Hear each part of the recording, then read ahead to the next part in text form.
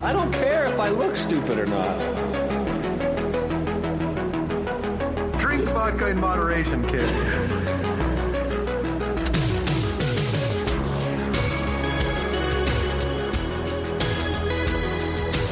Never trust a big booty to smile.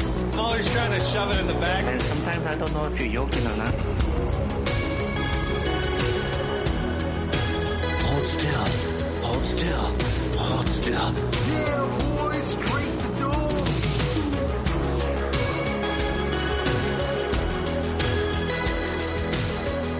Why I sound like Bane? Let's look on that. Look at us, let it be awkward. Yeah, this is Reed Wilson from New Zealand, and if you don't listen to the Bad Boys podcast, I know where you live. Oh, man. Look at that sounder right there. Yeah. It's top tier right there. Only cost us a lot of money, but it's all good. It was worth it. Worth it. Every penny. Absolutely. Every fucking penny. Absolutely. Or what do they use over there? Do they use different types what's of the currency in Hobbitown? New Zealand currency? The United States dollar. No, they have a dollar. The New Zealand dollar. What's it look like? They just. It looks like European currency. It's all like multicolored and shit. Oh, okay. Like Monopoly money? No, you just Google it. It's very rainbowy. Very rainbowy? Yeah, they're multicolor. Huh. Huh, gay? Is that what you're going to say? No, I think it looks good. I was waiting for Joe to drop it. I like most other countries' currency. Like I've grown bored with ours. Well, that's because you don't ever have it. Right. The euro is like different shapes and sizes and colors, and the currency is like a different consistency. It doesn't feel like paper anymore. It feels more plasticky. There's, like the security measures, and there's various people and things, but I don't know. I just like it better. Yeah, the pesos. You ever had pesos? I don't know that I've ever handled much paper currency of pesos. I've certainly seen plenty of coinage when I was younger, but I don't know that I ever saw paper currency. I just assumed all Mexicans are so poor they only use coins. Wow. ¿Y 50,000 pesos qué? ¿Quieres papas fritas? Papas fritas. Oh, man. Well, Harley's already started with his racist rant, so we must be on episode 771 of the Bad Boys podcast, where we randomly rant all things movies. I'm your host, Fonso, a.k.a. Mike Lowry. Joining me as always, Harley, the lover of all Marcus Burnett. And I'm Tony, a.k.a. MCP. My man short circuited live on his intro. That was amazing. Oh, currency? Wow. Currency? Is that what you're trying to say? Lover you said lover of. I was going to say, like, describe all the different, like, I was going to say race, but race is social construct, so I try to get away from it. So racist, they can't even... Cultures and ethnicities and religions. Culture. Okay. See, because I could hear the get stuck in your throat. And I was like, oh, what are they trying to say? Currency? Color? I thought maybe you might say color. Right. Yeah, culture. That's a lot of cuz that get stuck in your throat. That's like... Hey, I said forget about it, cuh. Hey! I love all colors. Colors. Colors. We've already reviewed that movie. Really. Right. We're moving on to other stuff now. We're on to child murderers and Shakespearean high school folklore movie shit. Love triangles and shit. Yeah, that old chestnut. A real doozy this week. Harley with the homework, Rob with the bonus. It was a little on the serious front. Now that you right, yeah, man, absolutely. Oh, both from the same year too, 2001. Is that right? Yeah, they both came out in 2001. No fucking way. Check that shit out. Although I think had a weird production period. I think it was shot like 2 years before it came out. Oh, for reals? Yeah, I'll look it up on the Wikipedia, but I remember reading something about I think it was. Okay, well, speaking of Rob, way back when he gave me a deck of cards that says Pod Decks, and one of them is called Interview Deck, one is called Episode Deck, and one is Interview Deck Second Edition. And it's supposed to ask questions while you're on the podcast, give you ideas for certain episodes, or you got certain guests. Would you guys want to try one here this evening? Oh, sure. Icebreakers. Okay. So we got one from Episode Deck, Interview Deck, Interview Second Edition. We'll hold off on that one. Which one do you guys want to choose one from? I don't think it matters. No? Tony, do you have a preference? Nope. All right. Let's see. The episode deck contains 50 unique episode starting prompts to help you stay inspired and consistently releasing great podcast content. That is the episode one. The interview one is the interview deck contains 50 unique conversation starting questions to help you take your podcast interviews to the next level and keep your audience entertained. There you go.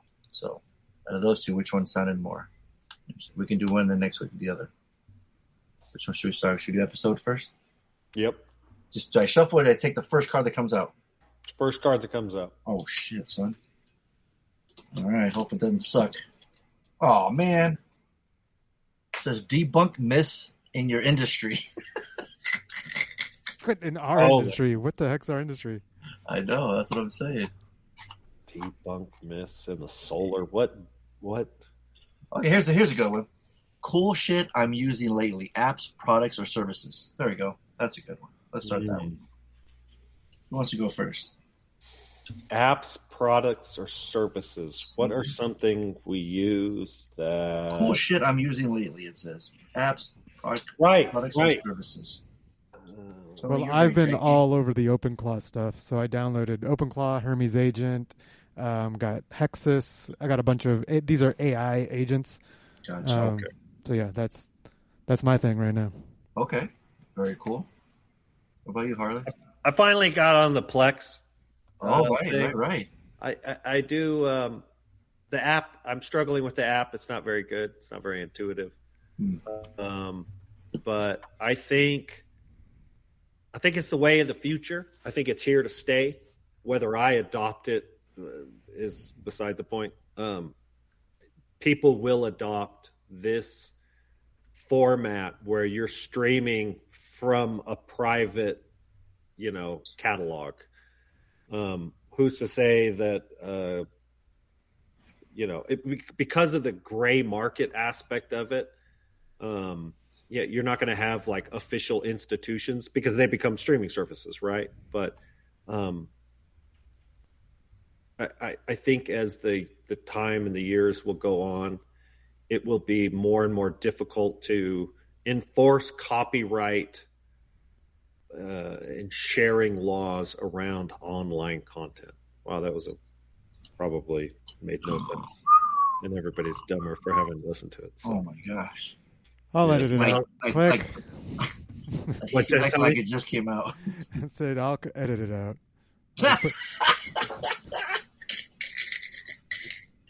But Art, thank you. I'm now officially on Plex. There you go. There you go. How about that? What cool shit am I using lately? I like my app, Comic Geeks app. It lets me catalog my comics and keeps me, it tells me what's coming out, what I can add on my wanted list, after I read them, I get rated. So it keeps me cataloged. And I got Donaldo on it too. It's the same as Discogs with records. Well, so help me catalog all my music, and it's just every time I buy one, I can scan the code. The Comic Geeks one, I can scan the cover, and it'll tell me like, "This is your book." I'm like, "Yep," and I can catalog it, so it keeps a tally, which is pretty cool. That's cool. Yeah, so I like that one. That was exciting. That was really cool. I'm sure that's going to go really well with our audience. I don't know if you're being serious or not. Oh, he's totally being dick. Because it's Robert's idea, so of course Tony's not going to like it. That's why. It's only obvious. There's a whole deck of cards, so there's a lot more. So because the other one was pretty fun. This other question I just pulled out. It said, no, icebreakers are not easy. Like they're hit and miss. Then we got Harley with boring ass answers. Like that's what I was trying to do the interview one. Those might have been more fun. Maybe, or maybe they're not. It's one of those. It's what some people find interesting, other people don't. Like it's fascinating. Yeah, well, that's the audience can see. Yeah, because I have a icebreaker app that I wrote, right? Oh, there you go. Harley. Right, so I'm very familiar with all the different types of ice breaking, and it's like, man, it's not like different gyms will have different what they call questions of the day, like different CrossFit. It's a part of the culture to have the there's a question of the day that they'll ask every class, and it's a way to bring, like, if there's new people in class, it'll let them open up a little bit, obviously break the ice. So I've encountered all different types of icebreakers from all the different gyms that I've been to. I've been to like 8 different gyms now. So it's kind of fascinating. It's fascinating to see the variety. Like our last gym, they were very much like like if you had to choose chocolate or sex for the rest of your life, which one would you give up? It's like, that's like edgy. It's a little more edgy, but like the current gym that we're at, private. A lot of people don't want to answer that. Yeah. It's like, that's a tough decision, man. I don't want to. I don't want to say that out loud. No, but like they would do things like that, like edgier types of questions. Whereas like my current gym is like, would you rather run 5 miles or do 100 push-ups? Like they'll do that kind of like very gym related. Oh no, I lost him too. Oh, okay. You lost me. Would you rather, and then not would you rather? Yeah, would you rather like? I was spicy mustard. That's messed up. Yeah. No, but stuff like, would you rather 100 pull-ups or 100 push-ups type thing? Like, gotcha. It's more gym related, like very fitness related. So it's what would you answer, Tony? Push-ups or pull-ups? Pull-ups. Oh, really? See, I couldn't do 100 pull-ups. Well, honestly, I can't do 100 push-ups, so I should probably choose to do that. So I should choose to do that so I can get better at it. Right. It takes me 10 minutes to do 100 push-ups. For Murph, every year I do 100 pull-ups, 200 push-ups, 300 squats. So I have to like build it up every year. It comes around. It's like, oh shit, it's that time again. I have to start building up my push-ups, start building up my pull-ups. Yeah, I think a lot of that is the difference between. I mean, you can't really cheat a push-up, right? Like, right. Body weight squat. You can. There's one way. There is one way to cheat a push-up. You bounce. Like you back. You bounce. No, you bounce. So you have to maintain. You have to maintain. It's. You have to maintain a core, right? Don't let your air out, and you bounce off the ground so that you don't have to use your arms as much to do the initial push off the ground. Oh, interesting. Yeah, but it requires you to maintain your breath, maintain your core, so it's taxing in a different way, but you can kind of cheat and bounce off the ground. And like pull-ups, you can kip and kind of cheat your way up to the bar. Right. So if we ask Art, I don't think your pull-ups count, Tony. So no, there's strict pull-ups and there's kipping pull-ups. It's 2 different kinds of pull-ups. They're not the same. Right. I wouldn't count them the same. And then you have a chin-up too. Like I've always been stronger. I can do more chin-ups than pull-ups, right? Oh yeah, that's pretty pretty common. Right. That's pretty common. Yeah. Harley, what if you had nuts on your chin though? Right, then you got fucking dick in your mouth. See, different questions, man. Different like icebreakers have different people participating to different degrees. So your site, your app has a question right now on your thing right now? My site, it has hundreds of questions. Let's see. Throw us one out right now. Let's see. All right, let me go. Breaktheiceberg.com. Listeners, if there's any new listeners, we typically talk about movies. Right. But for right now, we're just doing icebreakers, so enjoy yourself. Would you rather have the ability to hear every thought in the room or the ability to see every person's secret regret? Ooh. Certainly the first one. Yeah. Yeah. Secret regret? Oh God! I know. You fucking turn miserable. Yeah, dude. That's the first one that showed up. You get in the party room and you're like, everyone regrets something. Like, God damn, this is a party. Everyone's sad and upset. I fucked that prostitute in the ass while I was high on cocaine. Like, you're like, damn, son. Like chlamydia. You're like, God damn. Yeah. That was my great. But the first one was you could read everybody's thoughts. That's a superhero, right? Yeah. They made Mel Gibson made a movie about it. What women want. It was a fucking for women's thoughts though. Women's desires, right? Specifically. Right. What is the most bizarre accidental fashion disaster you have ever walked out of the house wearing without realizing it for hours? A fashion disaster. God, no idea. Besides my zipper down. Something was inside out. My shirt was inside out. You walked out with your shirt inside out? Oh yeah, I've done that before. Oh wow. Oh, I've done that once. One time that I can remember. Yeah, I'm trying to think. Wearing something where I was like, fuck, I knew I shouldn't have put this on, man. It looks terrible on me. Right? I'm just like wearing a Cannibal Holocaust shirt to church. That's probably not. I made them when I was at the elementary school. Oh boy, it was kind of like business as casual, and so I like started wearing tighter and tighter like khaki style pants. To the point I was like damn near skinny jeans, and I was like, I've gone too far with these. These have to go. Wait, why did you make that choice? What was why?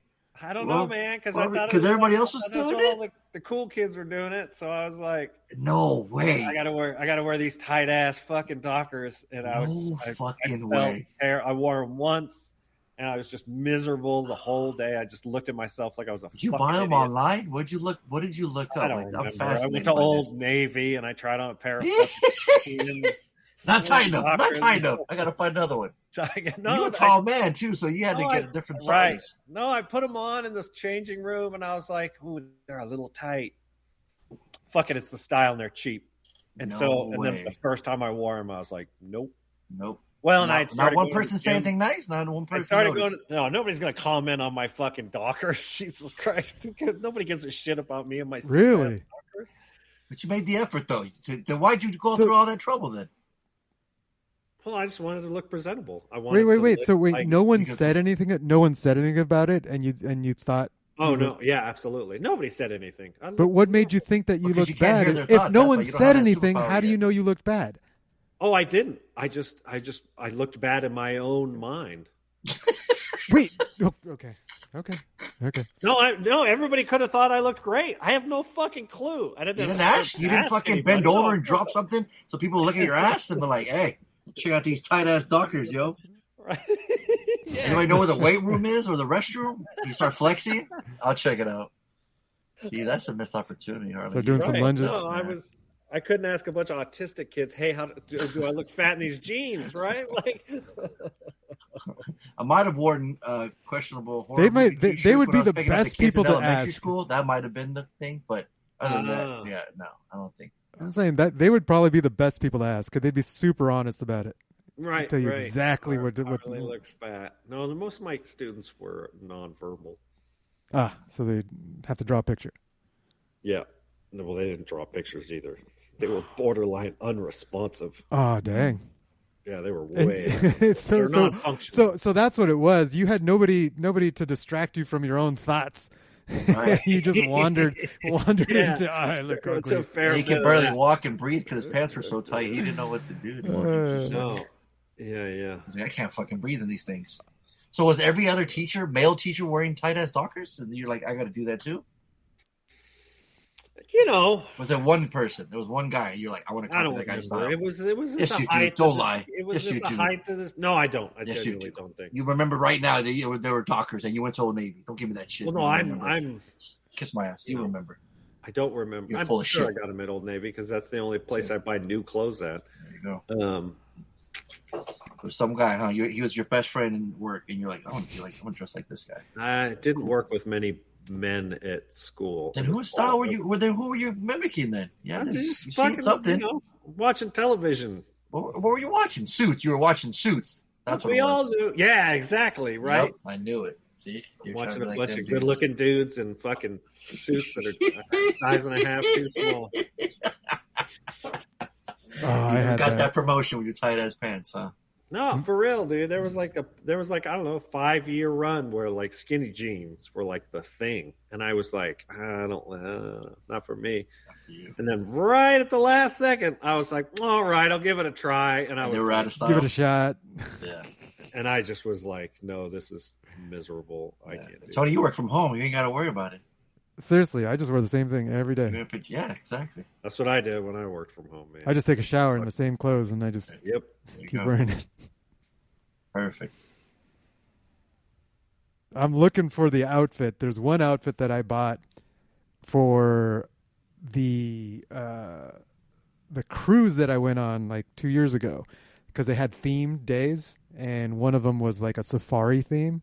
And so I bought this outfit that was like a tiger print. It looked like it was a tiger printed on it. It was matching shorts and a matching shirt. And it was perfect for the safari. Like it was great for the cruise.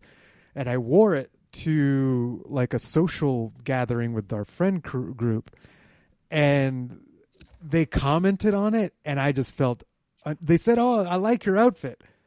But I felt uncomfortable. I was like, I wish I hadn't worn this. I didn't. I was like, for some reason, maybe I didn't believe it the way they said it. I don't bringing know. Attention. I was going to say, it was just probably bringing attention to it. Yeah, and then I was like, oh, yep, nope, I'm not enjoying this. I wish I just wore black. Oh man, black and gray. Yeah, I can't find it. Can't find it, he says, Harley. It was a while ago. And there might not be any pictures of me wearing it. I guess it's in my closet. I'll take a picture. Wait. You wear it right now? Fonso, you haven't answered any of the questions. Is it because you don't like them? He said he wore a horror movie. Yeah, for the kids' Oh, that was real. Okay. Yeah. I wasn't sure. Probably an appropriate T-shirt. All right, so here's a silly one. Would you rather have a giant bouncing kangaroo for a car or a massive gliding eagle for a plane? Oh, fucking eagle. Yeah. No, gliding, flying and shit. All graceful and shit. That's like the other one. One's a punishment. The other one's a fucking superpower. I don't know. A kangaroo would be fun. But bouncing, you get sick, dude. Yeah, dude. Eagle be flying all smooth and shit. Yeah. And it's a bald I eagle. want to fly like an eagle. Yeah, you hear any songs about kangaroos? That was a little not cameo. Copyright. What the fuck am I talking about? For Robert. Cameo. That was a little. He's the one who always posts music songs that he's listening to. Right. I think he's done 2. That's yours right there. Songs. Yeah, Seal, right. Kiss from a Rose. Yeah. Kiss from a Rose, right? This is your banger of the week. Fly like an eagle. Right. Who sings that song? Oh man, Crazy by Seal, one of the greats. Oh shit. Dude, go back and listen to fucking Crazy. Like, it's a techno masterpiece. Yeah. By Seal? Yeah, dude. Play that shit, Tony. Play that shit. What the hell? Listen, I mean, obviously, you got copyrighted. Listeners, if you're out there. We're going to take a small listeners, break. If you're out there. Here, listen to this ad about Blue Chew. Listeners, if you're out there. Here's an ad for your ass. Pull up Seals Crazy. Pause the podcast right now. Look up pictures of Harley and tight-ass talkers on the 3 minutes and 36 seconds. I'll give you 10 points if you can find Tony's tiger outfit.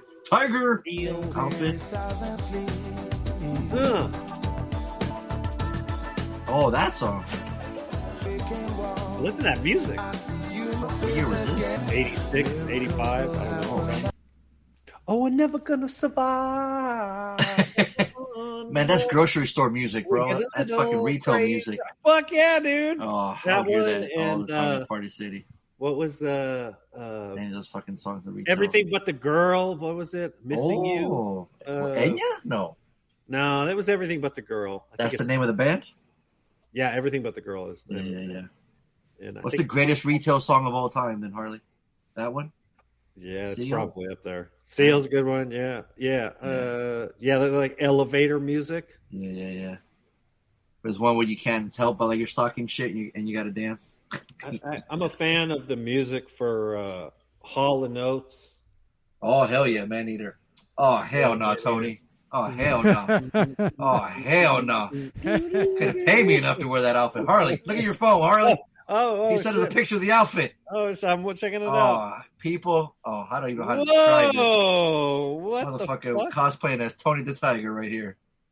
Where were you? And that sure wearing looks this like to? pubes going up to his chest hairs. Where Oh, were it goes up to the tiger. Like Look, CrossFit? it goes up to the tiger head. Tiger head, yeah, Oh, you a but tiger. you said right? it was themed. You said it was like a fucking tropical theme. The That's cruise perfect. was, but not that party. Right. Wow. The cruise, it worked on the cruise. I mean, it worked at the party too. They all liked it, but Well, that's what they said. that's what they was wanted like. to Oh be yeah, nice. I like it. No, Well, it's secretly behind your back. They were laughing. Exactly. How did Lady okay this though? How did she say like, "Hey, babe, maybe you should change"? Isn't it weird how we can be so weirdly insecure about? Laney didn't care. Laney's like, hey, you do you. Like, Yeah. if you're happy, I'm happy. Yeah. Have you worn it since though? No. That's why. I tell you, Wait, did you just go? One Are you and quiet done. right now? Did you just go to your closet and find this and take a picture of it right now? Yes, I did. You did, Yeah. motherfucker. This guy. While I was playing the seal track. I was gonna say, when did you do that? You did it right Before or now. after you Fucking pulled up? magic. It's crazy. Okay, people. Harley, how would you explain? How would you describe it? Oh shit. So it's let me go. They're like back. silk pajamas, y'all. That's what they look like. Yeah. So it's like silk pajamas. The shorts but are they're all short. tiger striped. All They're striped shorts. Right. And then The shirt's like the back of a tiger. yeah, and then leading up to the tiger. shirt is like a zip. The no, tiger's it's- going up to him. It's half a zipper. Yeah, It's only yeah. like So a the V-neck. hamburger meat's all hanging out and shit. It's a Yeah. short sleeve. Bro. It's I don't know. He looked like a orange. he looked like a Cuban cartel member from Miami. With- He'd be in Scarface's crew wearing this shit. Yeah, with a contrasting black. What would be the mane going? Tony, what down? shoes do you wear with these, Tony? Do you wear? I think I wore loafers with no flip-flops. socks? I think I wore Oh, flip. Oh, Yeah. even worse. Oh hell no. Well, I ended up Getting just worse because and worse. it's a barefoot. It was a barefoot house. Like you take your shoes off house. Oh hell no. So I was like, I'll just take my flops and just go around I barefoot. would just go back home. I'm like, hell no. You want barefoot in that house? What the fuck? Yeah. Yeah, that's no, thank you. Would you rather have the ability to speak every human language but never be able to read, or read every language but never be able to speak? Huh? Speak every language. Speak versus read and never read again. You can never read again. Because people are already getting away from. But I reading. love read. I want to read all the time. Well, I love read too, but There you I'd go. rather. No, you don't. Apparently you don't. Apparently you don't. You just said you I'd don't. rather be able to speak to them than write them a letter. That's but like on the internet, you wouldn't be able to do shit. Right. You wouldn't be able to use your computer. You Right. can't read. Right. Oh, that's not a bad point. Yeah, no, that's where I'm like, I'd rather not speak. That's what I am like. That's what I'm like anyway. Like I'd rather. Yeah, not Harley. speak. Yeah. Why don't you not speak anymore, Harley? You can't do that though. See. You'd have a real hard time interacting with people that you love, and that would be a torturous experience. You'd only be able to write It would them be rough, right? notes. You'd never be able to speak to anybody again. No, I don't know. that Harley would- wouldn't be able to yell at you anymore. I mean, right? how nice would that be? What would you do about that? Right. Exactly. I mean, I get it. It sucks to not be able to read things, but Okay, so here's the question that's kind of it's called a domain swap. If your favorite band were a fast food chain, what song would be on their dollar menu?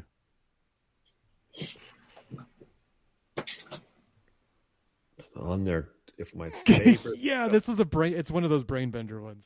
I'm like, it's like what's your some least cheap- favorite song? I was of your gonna say, yeah, Right? It's got to What's be your their, least favorite song. Yeah. they made that song just to Yeah, shit but one the out. dollar menu fucking slaps, yo, man. You get fucking shit for cheap, man. That's true. So it's also a bonus, though.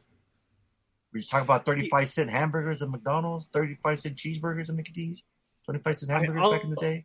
I'll say this, and I'll try to keep it short. Well, I think of when it comes to house music, the producers that I just go, these song- people are they're the best, right? They're the goats. They typically are prolific in the sense of in their 10-year career, they might have released several hundred songs. I listen to the ones that are like they're emotional for me. I love these songs. Right. They are routinely the simplest to make. you have one that you'll just skip every time you hear it? I'm Oh, sure. Yeah, there's a lot of their music that I don't care for, that I just outright I don't care. But like you said, the 99-cent menu slaps, right? Like sometimes I just want the fucking chicken McNuggets and I don't need a fucking fancy something. Like I want something simple, and sometimes that's the most catchy, it's the most singable, it's the most replayable, it's the one that just speaks to you. And so I could think of songs that, you know, if somebody was like, play me your favorite dance music song, I wouldn't pick these songs because they're kind of almost cheesy in a sense. But for me, oh my God, the sound of that remix or whatever, right? But he said favorite band, though. Who's your favorite band, Harley? I don't have bands because I don't listen to bands. Okay, favorite DJ. Fucking. I could think of two. Chemical Brothers is not a band? They're not my favorite. Okay. They haven't made an awesome song in 15 years. It's like Steven Spielberg isn't my favorite director, right? Because he hasn't made a good movie in 15 years. Cameron still is, and he hasn't made a good movie in No, he's not my favorite director. He hasn't done shit. Who's your favorite director then? Nolan? I would say Denis. I would say he's the Nolan, Denis, some of these younger filmmakers who are actually making great movies as we speak, and not I made Michael Mann. Like, what have you done for me lately? That's what it sounds like. Yeah. Right. Like everybody's pumped because he's going to do a Heat 2 with and he's got super talented cast. But the question is, I'm guessing that the general question is, it's like a put down because you are putting a dollar menu and it's not a fancy meal, right? Is that the right? So, but the truth is, you turn to it a lot. Right. You know what I mean? No, you don't. That's my thing. I think that's what it's asking. It's whatever you make it, right? What's your definition of dollar menu? It's stemming conversation, basically. It's stemming conversation. That's the whole point, right? Yeah. See, Tony, you're kind of in the same thing. You don't really have a favorite band. Mm-hmm. You probably have a favorite DJ's producer. Yeah, there's a song on Deftones' album White Pony. It's called Back to School, Mini Maggot, and they didn't want it on the album, but the studio made them put it on there, and it has like a Limp Bizkit type influence kind of rap. They didn't want to do it, and it got put on the album. I'd have to put that one on there. Because you know that it's a song that they particularly didn't care for themselves. Correct. Yeah, and I don't like it either. So. At least that version, anyways. Right. Yeah, I don't know that any bands or artists over the years ever had that. You don't have a Wu-Tang song and that's the thing. Like, I only listen to the songs I like, and I don't listen to the songs I don't like. I don't care like who they are. If I don't like the song, I don't listen to it. I don't. That's what I'm saying. You fast forward, you skip it. I don't even listen to albums, so there is no. Yeah, if it comes on, you're saying the K-pop Demon Hunter soundtrack has no skip songs. Oh, there is a skip song. There it is. Put that in the dollar menu right there, Tony. Right there. Menu.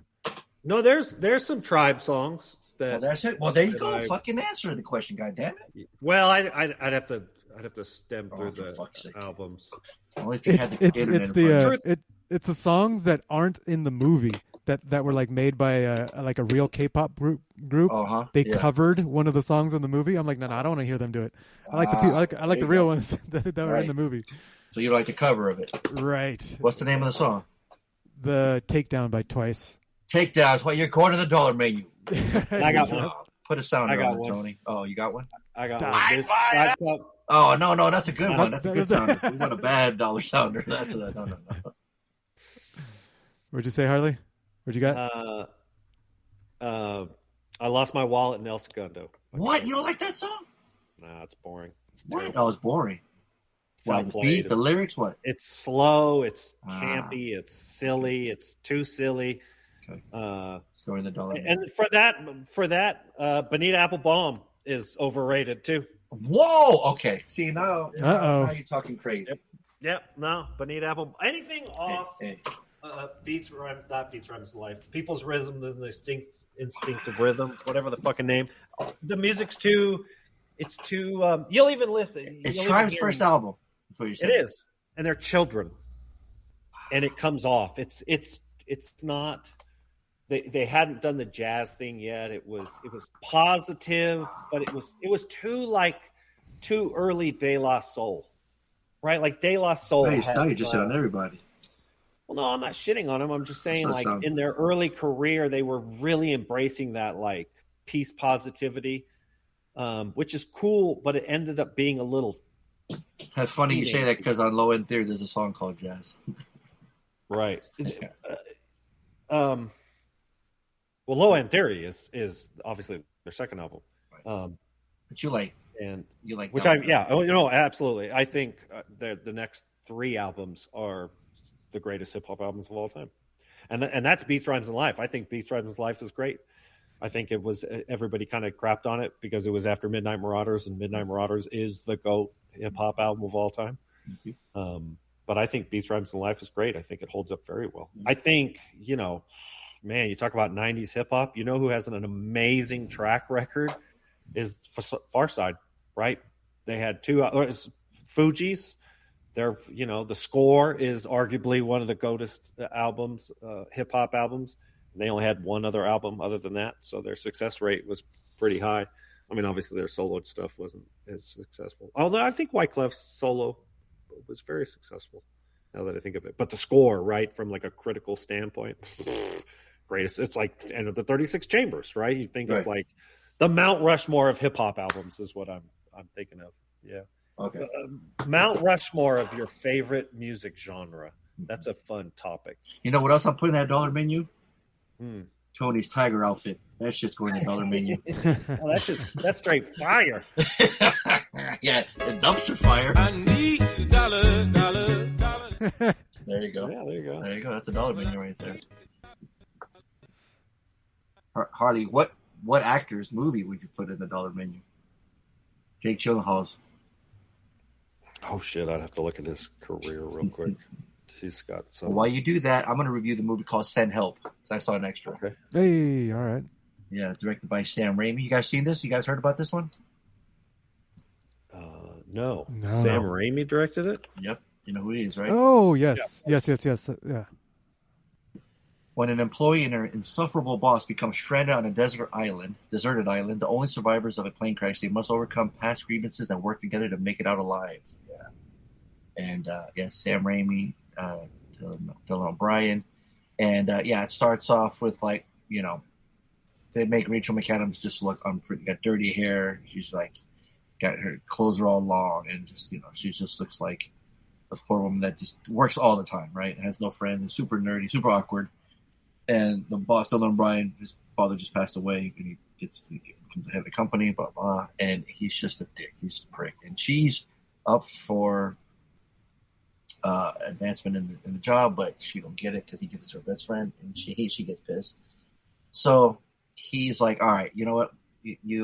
And here, well, there's a part in the movie in the very beginning, doesn't really spoil it, but anyways, something happened. They get on the plane, crashes, they land on an island, and they got to survive. Thing is, though, she tried out for the show Survivor, and she loves reading Survivor. She goes hiking, Grand Canyon. So she loves nature. She loves outdoor stuff. So she can hold her own. This yuppie ass cat and this fucking fancy ass loafers who busted up his leg in the crash and can't move around while she can. And she's out there hunting and doing all this stuff. And he's still trying to act like her boss. So it's the dynamic between the two, side of the island, and them trying to survive. And it goes there with the gore because Sam Raimi. So he brings the gore. And Rachel McAdams was awesome. Everyone in is pretty awesome. And it's a good time, man. It's a lot of fun. I think you guys would enjoy it. I'm giving it a high dollar. I don't want to spoil anything. I feel like I keep talking about more. I'm you can't talk. You can't say anything about it. I don't want to. I want you guys to experience it, man. Because it's a good time. It's a fun time, and cool. There's just some fun shit. Yeah, that I don't want to spoil. So Send Help for sure. Oh, wait. Did I watch a movie?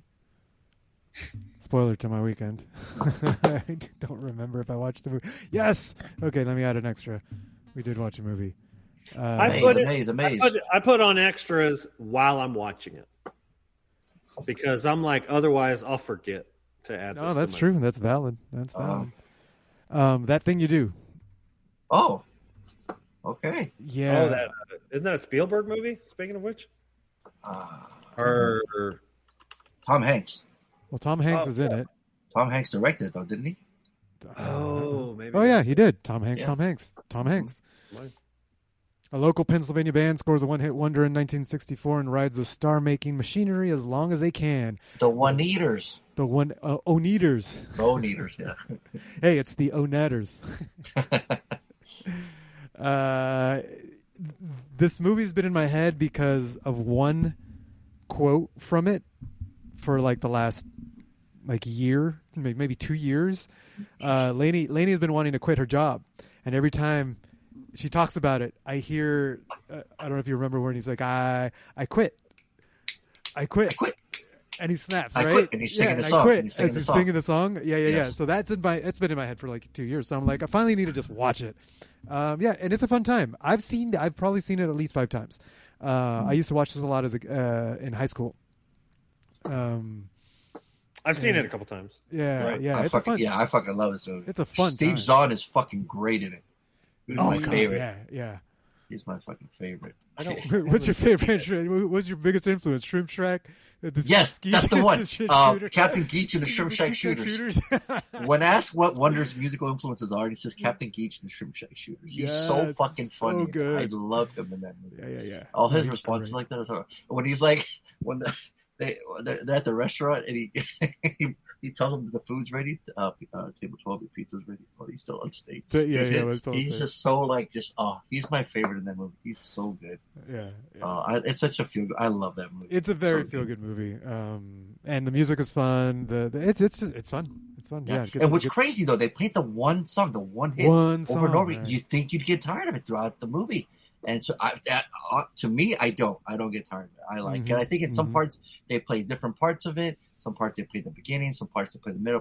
But it's such a really, really catchy song, and I don't ever get tired of it. I think it's great. So, yeah, it's good stuff. It's a fun movie, absolutely. I'd buy that for $1. We'll see how soon I watch it again. But right now, it's a high I think dollar. we saw it on the podcast years ago, and I don't remember it being remarkable. But well, you're an idiot. So what the fuck? It probably was the first time I'd seen it. I was gonna say, it sounds like it. You had never seen it before. Came out in 1964, dude. I'm surprised you hadn't seen it. 1964? What are you talking about? 1996 was the movie came out. No, 1964. That's when the movie takes place. Is that what you're saying? Yes.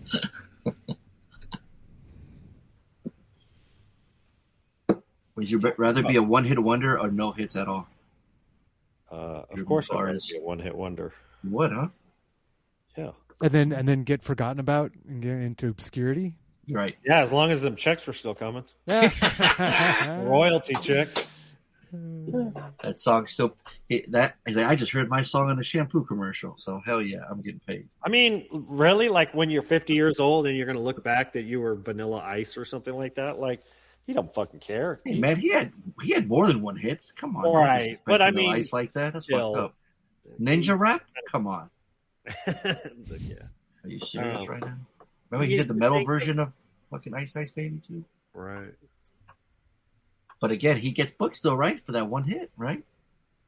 To your point, Harley. Sure, I'm not anymore. Nobody wants to see him do Ice Ice Baby live. You don't think so? No, I bet you. I guarantee. Corey Feldman is on tour. You think that people are paying Corey Feldman is an exception to the king. rule. Why is that? Because he's an actor? Because he has another career? Because he had a prolific career before, right? So you're speaking complete musical artist, right? Just actual nothing else. He's a musician. And he made one hit. My criticism would be that these people take themselves too serious. Right? Jared Leto, right? Like he's got his own band, right? And it's successful though. It's got a culty following, man. There are some crazy diehard, Now, are they a diehard fan of the band, or are they a lunatic fan of the Jared Leto cult? Why not both? Well, yeah, and I'm sure it's a combination of both. But I always question the quality of the music when the leader is a cult. He ain't Charles Manson, bro. He's Jared Leto. What the fuck? What are you comparing him to? A cult leader? I think he fancies himself kind of an eccentric guy. Ah, gotcha. Okay. So you're not down with the Leto? What are you saying? I'm not down with the OPP. Hey, you know me. Tony, do you know that reference? Yeah, you know me. You down with other people's what? Yeah, we know you, MCP, OPP. Tony, do you know the? You know who sings that song, Tony? That's not off the top of my head. It's buried in my brain. Like What's the opposite of Urban City? What? And they're bad. Naughty by Nature was the name of the band. So the opposite. He just gave him a hint and then told him the name. Well, yeah, because he wasn't going to do it. Because obviously you couldn't even get the Naughty by Nature, not because I hate you. Yeah, Tony, you almost had it.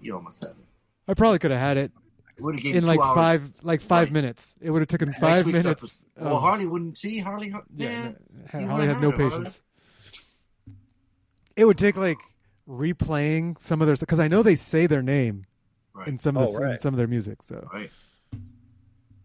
but yeah, no, it was probably better for everyone involved that he just threw me a lifesaver. I don't know, man. Next caller. Next caller, exactly. Oh shit. Are you ready? What do we got? What do we watch? No, that's all. I think the next person that wins the podcast season gets to keep Tony's tiger off, and Tony will sign it for him. I will absolutely. Absolutely. If we had a museum, Tony's outfit is definitely is going on there. What else will we have? Would we have memorabilia? We have our T-shirts, obviously, but I'm trying to think of Harley's. One of his vape pens would have to be on there. Oh, shit. Yeah. All right. Well, then I think it's time to go to school and turn in our homework, fellas. Is this your homework? Is this your homework? Is this your homework? Is this yours, Larry? Is this your homework? Is this your homework? We know that this is your homework. We know that this is your homework. So this is me, right? Am I the one who picked this? You're guessing Frailty. Harley. O was a homework for me too. I'd never seen O, so that I had two homework this week. But yeah, I think I remember picking Frailty. So I picked Frailty. I'm going to say it one more time in case the listeners, take a shot every time Harley says a word. Right. I don't know what this popped up. Spell it, Harley. What's that? Spell it. Frailty? Yeah. Frailty?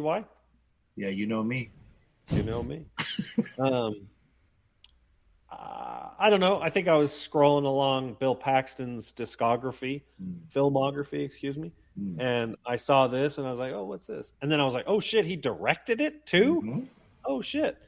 And then I read, a mysterious man arrives at the offices of an FBI agent and recounts his childhood, how his religious fanatic father received visions telling him to destroy people who were in fact demons. Some demons. I was like, tell me more. So, would you like to know more?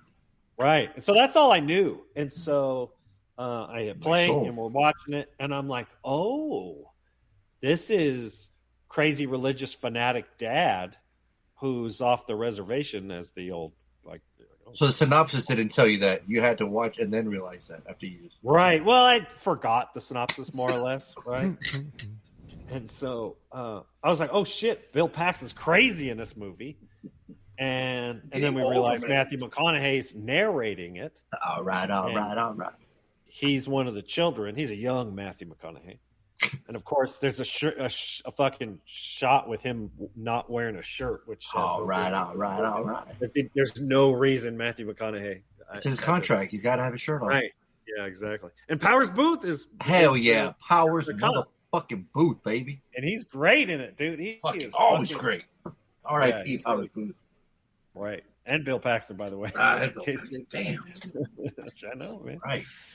And so, yeah, it's this movie of increasingly, not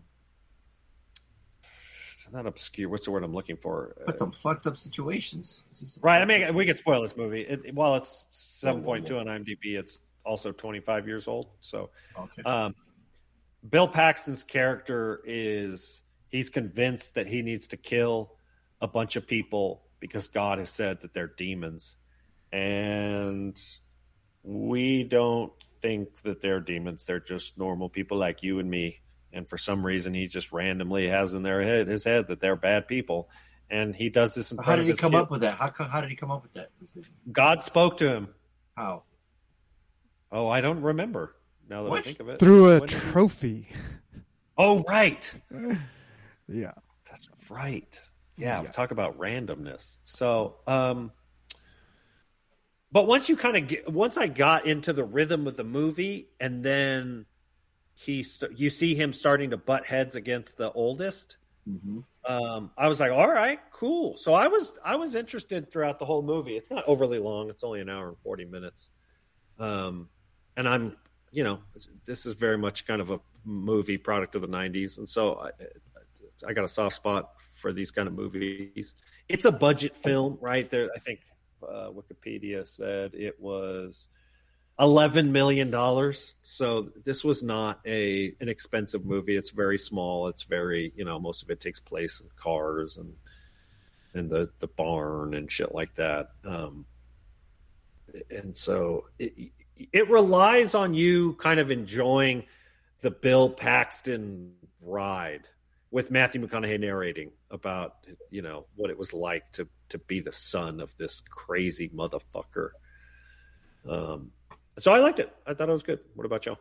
Why he went from that to say that's weird to say that. Well, it said this is what I found interesting. It says loosely based on the case of American serial killer Joseph Callinger, who murdered 3 people and tortured 4 families.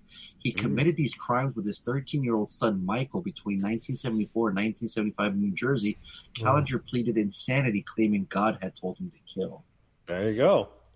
Yeah, I remember like back in the early days of like reading Fangoria or one of these horror magazines, and Frailty was on there, and I was like, "Oh man, this is like the new." There's no violence. I mean, there's no gore in it whatsoever. Right, but it doesn't have to be gore. It doesn't have to have gore to be a horror movie, buddy. I feel like the movies that were in Fangoria were mostly horror movies. Like, right? Yeah, that's a good point. But they're also, I want to check out some new stuff too. And this was just this crime drama thriller, which is interesting though. So they had it on there. Yeah, it's a suspense thriller. Yeah. I'm thinking I'm doing the whole Blockbuster thing. If I worked there, if I put in thriller, put in horror. I guess I would put in thriller. Yeah, so I'm curious. I don't know why they were talking about it. Bill Paxton directed it. Maybe because he's done a lot of genre movies. I don't know. Yeah. No, there's very little blood. Yeah. I remember enjoying it though, but I remember being fucked up having the kids do that. I remember that creepy scene too of like that angel type person like floating down to him and stuff.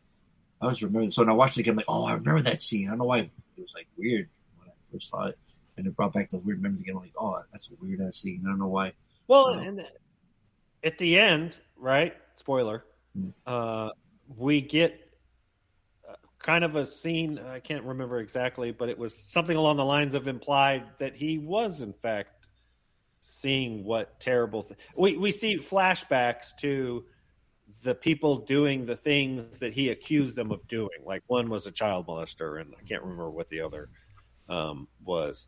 But we see those scenes play out, implying that they really did happen, implying he wasn't just crazy. These were, in fact, terrible people that you deserve to die at the hand of a fucking axe named Otis.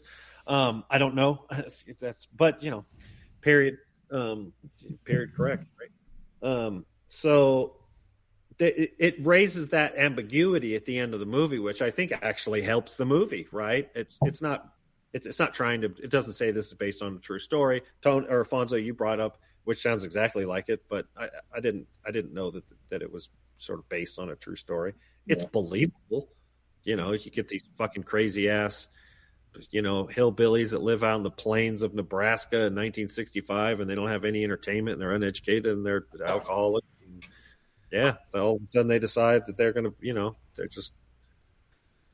I say they lost the cosmic lotto, right? They're crazy.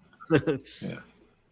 And so Bill Paxton. Well, it's funny you mentioned Otis because they said that when asked why the axe used by his character has the name Otis carved into the handle, Paxton stated that he wanted the axe to have its own personality and to be unique.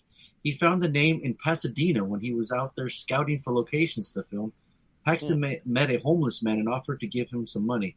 The homeless man did not want charity, so Paxton instead offered to buy the use of the man's name for his movie. The homeless man's name was Otis.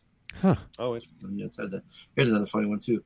Bill Paxton used the same beer can the entire filming of the movie because they could only find one Hamm's beer can like that from 1979. So the can was open, in parentheses, off camera, and a sound effect added for popping its top, explaining the director's commentary. Oh, that's funny. And one Tony, more, you haven't said anything. Sorry, real quick, one more before I forget. The script originally featured a reference to the boys wanting to go see the movie Alien, but Paxton changed it to the Warriors to avoid reference to his own work in Aliens. That was pretty funny. All right. Game over, man. Game over, man. Yeah, this was the only movie that Lainey had any interest in watching from the trailers. So I did end up watching it with her. It was interesting. Like, it definitely had us pausing a lot and talking about the mental health and how children are affected by their parents and religion and blah, blah, like different conversations from different topics. So it did have us talking a lot. The movie itself was a little slow, but it wasn't too slow. Because there were... Well, you paused it every 15 minutes. We were pausing it already, right. We were kind of interrupting it. But the like, even though there wasn't gore, wasn't a lot of action, there were things to think about. And I think that helped. And it was almost like we would try and predict different twists as we're going along, and that helped with the entertainment. We did call both of the twists at the end.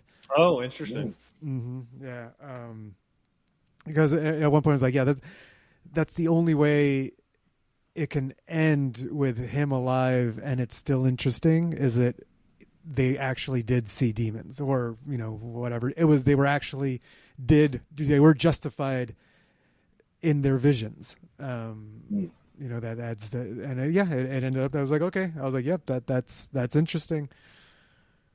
So yeah, it was entertaining enough. The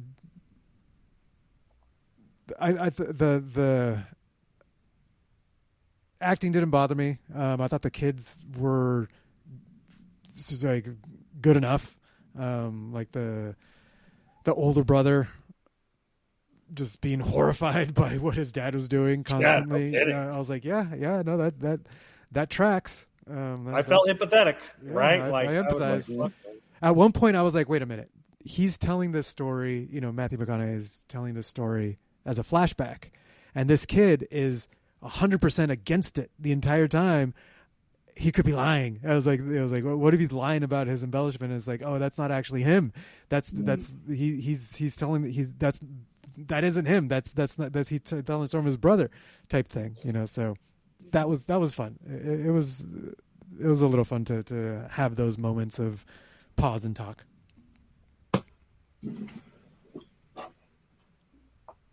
Yeah, I don't know what else there is to say about it. Yeah, I mean, it's I think it's another example where it, like you said, it's a little slow, largely because of its budget and the time in which it came out, right? Like, and I don't know if Bill Paxton had directed anything before this or after this. No, this was it. This was all he did, and I think he did one other thing, but this was certainly the most, highly rated. It's got a 7.4, I think. Right, but he must have wanted to do this story. I mean, but he's playing the lead too, right? So right. No, I thought it was interesting, and there was, I thought, even more interesting, it must have been an interest to him, because later on in his life, he did a show called The Big Love, where he played the father of a fundamentalist Mormon family, a polygamous family, where he is the father who is very much in charge of a brood. Yeah, I think he's got 3 wives and half a dozen kids, kind of thing, and he's very much kind of a cult leader. You know, I mean, he's a fundamentalist Mormon but it's like relatively modern time where he's a business owner and shit, but he just happens to think that polygamy is the way to go. It's Joseph Smith's prophecy kind of thing. And so he is not a villain, but he is certainly what most people... Remind me of Dexter, you know? It's got people that are bad, you know? Yeah, right. Like they're doing what you and I would define as unethical things, right? But at the same time, they're not killing bad people. Villain. They're kind of likable, right?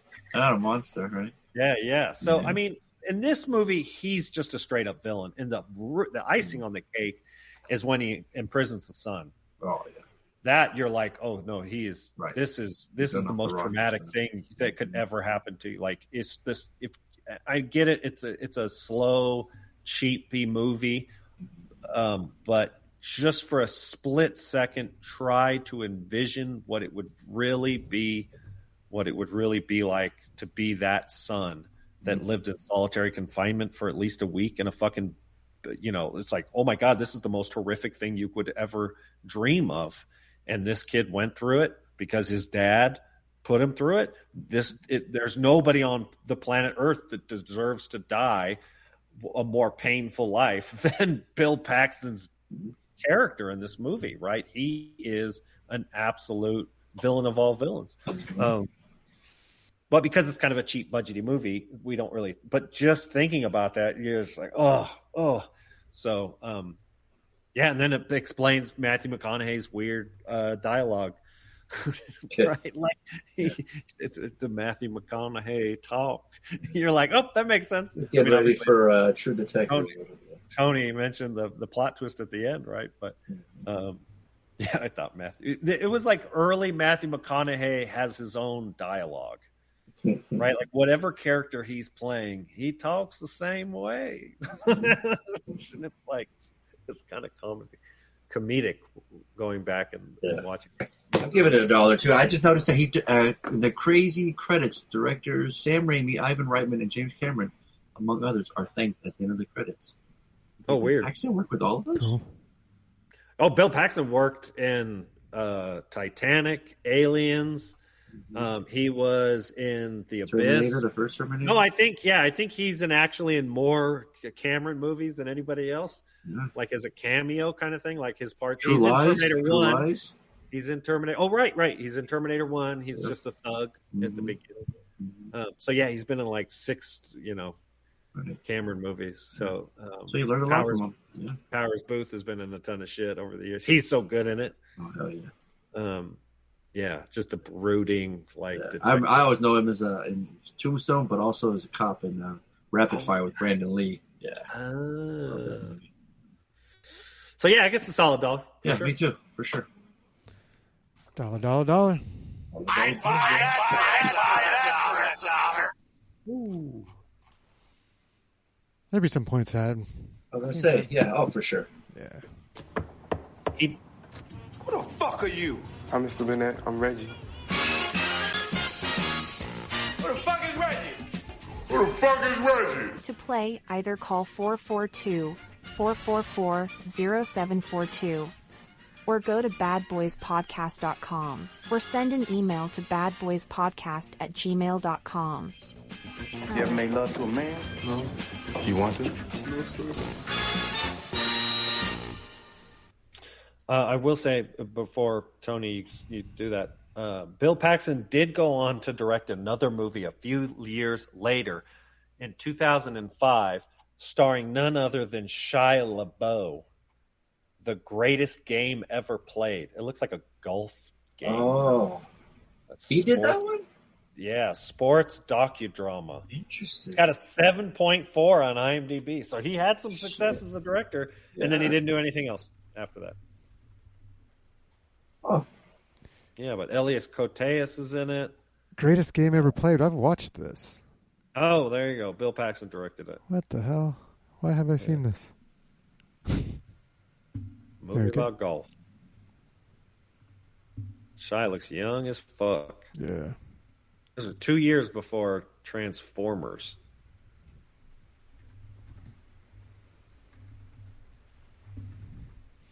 All right. Let's see where we at in the season. We've got Rob in the lead at 6 points. Angie 4 points. Reed 2 points. Art with 1. Still anyone's game. Still anyone's game. Right. Yeah, it just starts. Yeah, wait till Tony announces the new shit you can do. Yeah, just keep waiting for me to announce. Just keep waiting.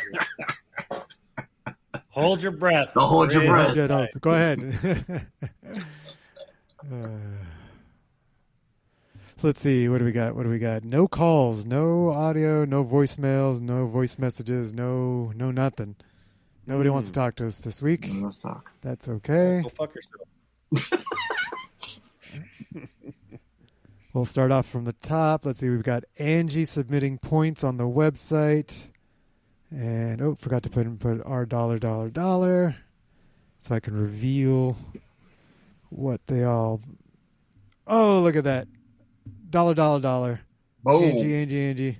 Bow, bow, bow, bow. Bow, bow, bow, bow. Bonus point. Yep. Got the bonus point. That's going to get close to the lead. Almost to the lead. Yeah, that's got to put it right up in there. Right. Yeah, that should put her up there. But I mean, we'll see what Rob and Art. Oh, see what they guessed. Hold on to your horse. Hold on to your butts. Okay, so Angie's the only one who gambled this week with all of her points that she had. 4 points on the triple rating guess. So that means she tripled her 4 points, getting 12 points out of that. Dang. That's awesome. Yeah. Wow. To the extreme, she walks a mic like a vandal, yo. Light up a stage and wax a chump like a candle. Bam. Dance. Go rush the speakers that booms. There it is. She's killing those brains like a poisonous mushroom. Deadly. When I play dope melody. My man came in with poetry, step poetry. That was good job, Tony. Oh my god. Anything less than the best is a felony. Love it or no, leave it's it. me reading WAP. You better get. Oh yeah. It's like that. Yeah. No, but that daily delivery by MCP, that was bars, son. That was deadly. That was speaking of deadly. Speaking of deadly, sounder, Tony. Click that next up we got Rob. Oh, here we go. He's in the lead. Let's see Rob, if he you keeps better the hit lead. that bullseye. The kid don't play. And $1. There's $1. There's another $1. Nope. And another $1. Oh man, Tony, can you get the sounder of Tekashi 6ix9ine doing a machine gun sound? It is the fucking funniest sound. Wait, have we done the thing where we ask our wives to make machine gun sounds with their mouth? No. Have we not done that? That sounds familiar. I've seen a video of that. Have you seen the videos of it? I've seen videos where you try to tell people how to skip, and people forgot how to skip. And people forget how to skip. Yep, and the way they skip is the funniest fucking thing I've ever seen in my life. They don't know how to move their bodies. But yeah, there's the meme of guys asking their wives to make sounds of like gun sounds from their mouth. Yeah. Poo, poo, poo, poo. Well, that's what reminds me. So Tekashi 6ix9ine in an interview does that, and then the guy interviewed him goes, "Bro," he's like, "I don't know what gun makes that noise." Oh man! Oh, that makes me think of the song. What's it called? It's a chopper. It's a chopper. Oh yeah! It's a chopper. No, it's a 22. It's a 22. Yeah. Pew pew pew. Pew pew pew. All right, let's see. No betting from Rob. So he is now not in first place. Art's up next. He's got $1 for me, and $1 for Fonso, and $1 for Harley. We got perfect scores on the board. Perfect. All correct. Damn. Boom. All right, and that's it. No. Wait, no Reed? I don't see Reed on here. Reed, if there's a problem, I'll solve it, Reed. check out the hook when my DJ revolves it. Dang. Yeah, so Angie just earned 16 points on that round. Damn. Just like that, yo. Bam. Yeah, 3 points for the guesses, 1 bonus, 12 gambling. Rob got 4 and Art got 4. So where are we at now? We are at, let's see, 20 for Angie, 10 for Rob, 5 for Art. Reed coming in the back at 2. All part of the plan, Reed. It's all part of the plan. Well, maybe he'll make up some ground. Oh, he ain't making no ground. He didn't make no pay. So no, he didn't. Here we go. Did I make a bonus track? Oh, that's the sounder. That's the AI song I forgot to make. Bonus, something for the bonus. So I don't have a bonus. Bonus intro, bonus theme song. Oh my gosh, my dumbass is trying to caps lock the number 0 to get an O and IMDb, and I can't find the fucking movie. I'm fucking done. And it won't come up. I had this problem last time. Oh, shuck sound. I'm going to do it through the website. Fuck it. Here we go. IMDb. BBPC, hook me up. There we go. Bonus. Like it like a lie. Like a lie. Oh, I was streaming on Paramount Plus. Look at that. So Robert chose this one, but he was on the bonus. Remember, you get the most points, you get put on the wheel of. We have a name for it, do we? I'm going to tell you right now, it's going to be Angie. Right now, huh? We haven't even reviewed the next movie. But... Exactly. An update of Shakespeare's Othello with a young cast set in upper-class prep school and centered around basketball player Odin. Director Tim Blake Nelson. Now that sounds like an actor. He is. He is, right? Oh yeah, that's him. Oh shit, look at that. Another fucking 2 movies back to back, directed by actors. He's what's his name? The brothers, the Coen brothers. Yeah, he's always a favorite of the Coen brothers. There it is. Yeah, he got some hack writer to write this thing. William Shakespeare. You might have heard of him. He wrote he wrote the screenplay. I bet you he's dead. Low budget. Oh, come on, Harley. You know what probably got him, but we don't know. Colon cancer. Just saying. I rumor had, he was vaccinated, and we all know that vaccinations cause colon cancer, and that's how William Shakespeare died. Just in case y'all were curious. Sorry, it's funny. Get the world conspiracy theories.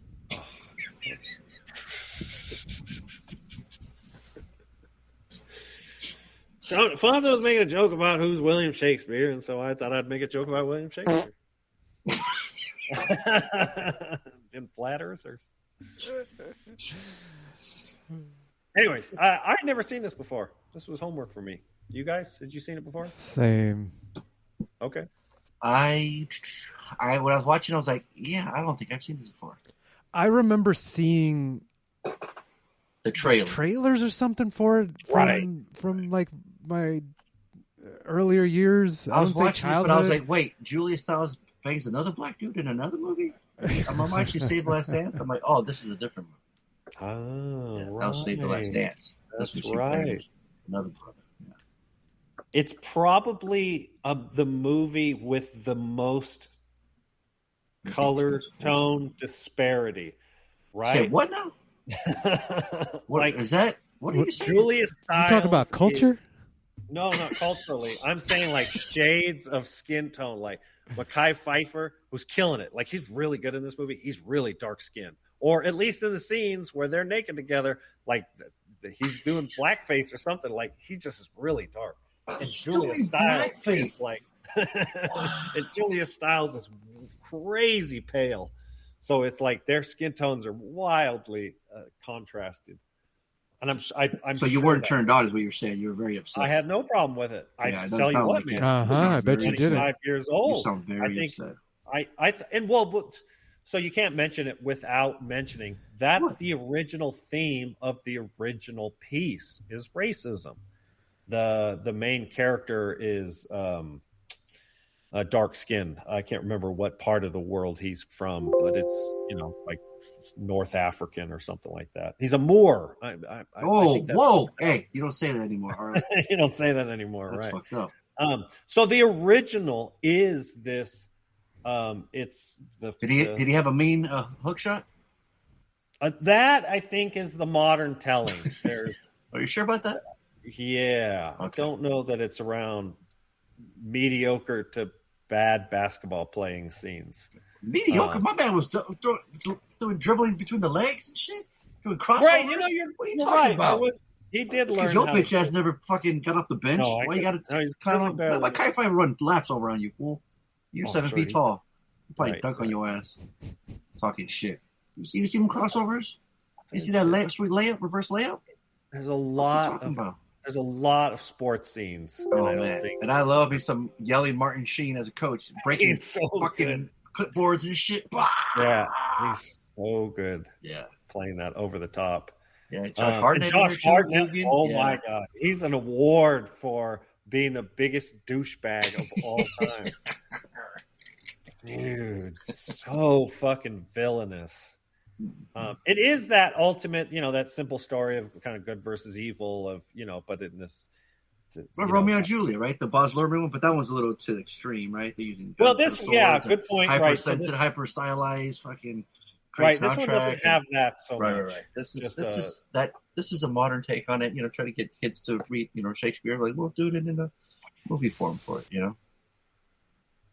I thought they did a good job of bringing that story to a modern, especially the movie is. There's another Othello with Lawrence Fishburne. I don't know if you knew that. Right, from 1995. Earlier. Right. That one does say the Moorish General Othello is manipulated into thinking that his new wife, Desdemona, has been carrying on an affair with Lieutenant Mike Corsigo. Oh, see. So there you go. Moors people. Kenneth Branagh. The Moors were a diverse 11th century, predominantly Muslim population of North Africa, Arab and Berber descent. So I was right. It's black-skinned North Africans. You said dark. What did I? Dark, black, whatever. Cold jacket, green jacket. Who gives a shit? You were fascinated by the dark skin on Julia Stiles' white skin. Right. So I think about it. I think it shows that modern racism has been around forever, right? and this does a good job. Well, what we consider modern racism, sure. Right? The roots of this character's racism is that he's almost certainly a descendant of slaves, right? In this period, I don't know the William Shakespeare original Othello. What if it was just because he was African? I don't know what the prejudice was rooted in. But I thought that there's it's at the end where Mekhi Phifer gives a little monologue about my mama's not a junkie and I'm not a ghetto baby and blah, blah, blah, because that's kind of like how they treat him. And I thought that was where the movie did a really good job of not pandering to an audience, but not coming off as what are those movies called? The white savior narrative. It doesn't fall for that trope of the white savior narrative. He doesn't need them. They don't save him. They don't rescue him. And he doesn't save or rescue them. He's just he ends up being a victim of their own narcissism. Yeah, that's the cat. Sorry. 20 years old and counting. So, wow. So anyways, I had a good time with it. It's it's kind of a product of its age, and it's, it's 20 years old, and it was a movie made for teenagers and hip hop soundtrack to like. Right, love the hip hop soundtrack. Yeah, so again, I kind of put myself in the shoes of the audience of that time, and to be honest with you, the performances of Mekhi Phifer and Josh Hartnett are good when they're, and a lot of it's what's written for them. But I thought they did a good job. But also, they didn't take it the Romeo and Juliet Baz Luhrmann style, where they actually still spoke in Shakespeare dialect. And I'm glad they did, because that part I don't enjoy in the Shakespeare. Yeah, this would have been hard, right? Yeah. Right? While he's playing basketball. Right. So, But yeah, how can the coach yell in Shakespeare? How can the coach yell, right? Shakespeare, right? Where is what would that sound like, Harley? Blockers? Yeah, where is out? Block out. Clocks out. Block this is out, the greatest skit of all time. Come on, Harley, please. You're a Shakespearean coach in a high school. You're a high school coach, but you have to speak in Shakespeare dialect. What would that sound like?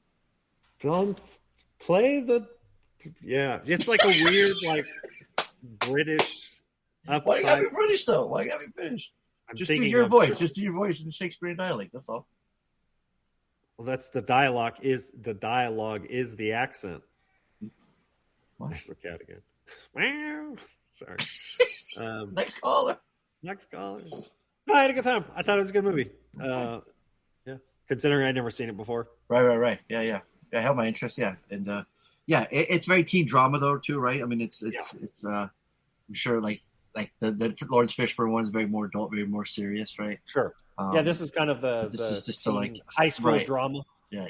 Teachers were tired of trying to get kids to read Shakespeare. Like, fuck, man, what do we do? Like, all right, how about we just let them watch fucking Othello? You watch them. Oh, here you go. You know, maybe then they'll be interested. But again, it's very, it's an update of Shakespeare's Othello, right? It's not. This was the movie this is an interesting thing. The movie was originally intended for release in October of '99, but the film was delayed till August of 2001. So what is that? Almost 2 years, a year and a half, kind of thing, or almost 2 years. So the Columbine due to the Columbine High School massacre, and it received mixed reviews and grossing $16 million on a 5. So it too was very cheap, and it ended up making money, but.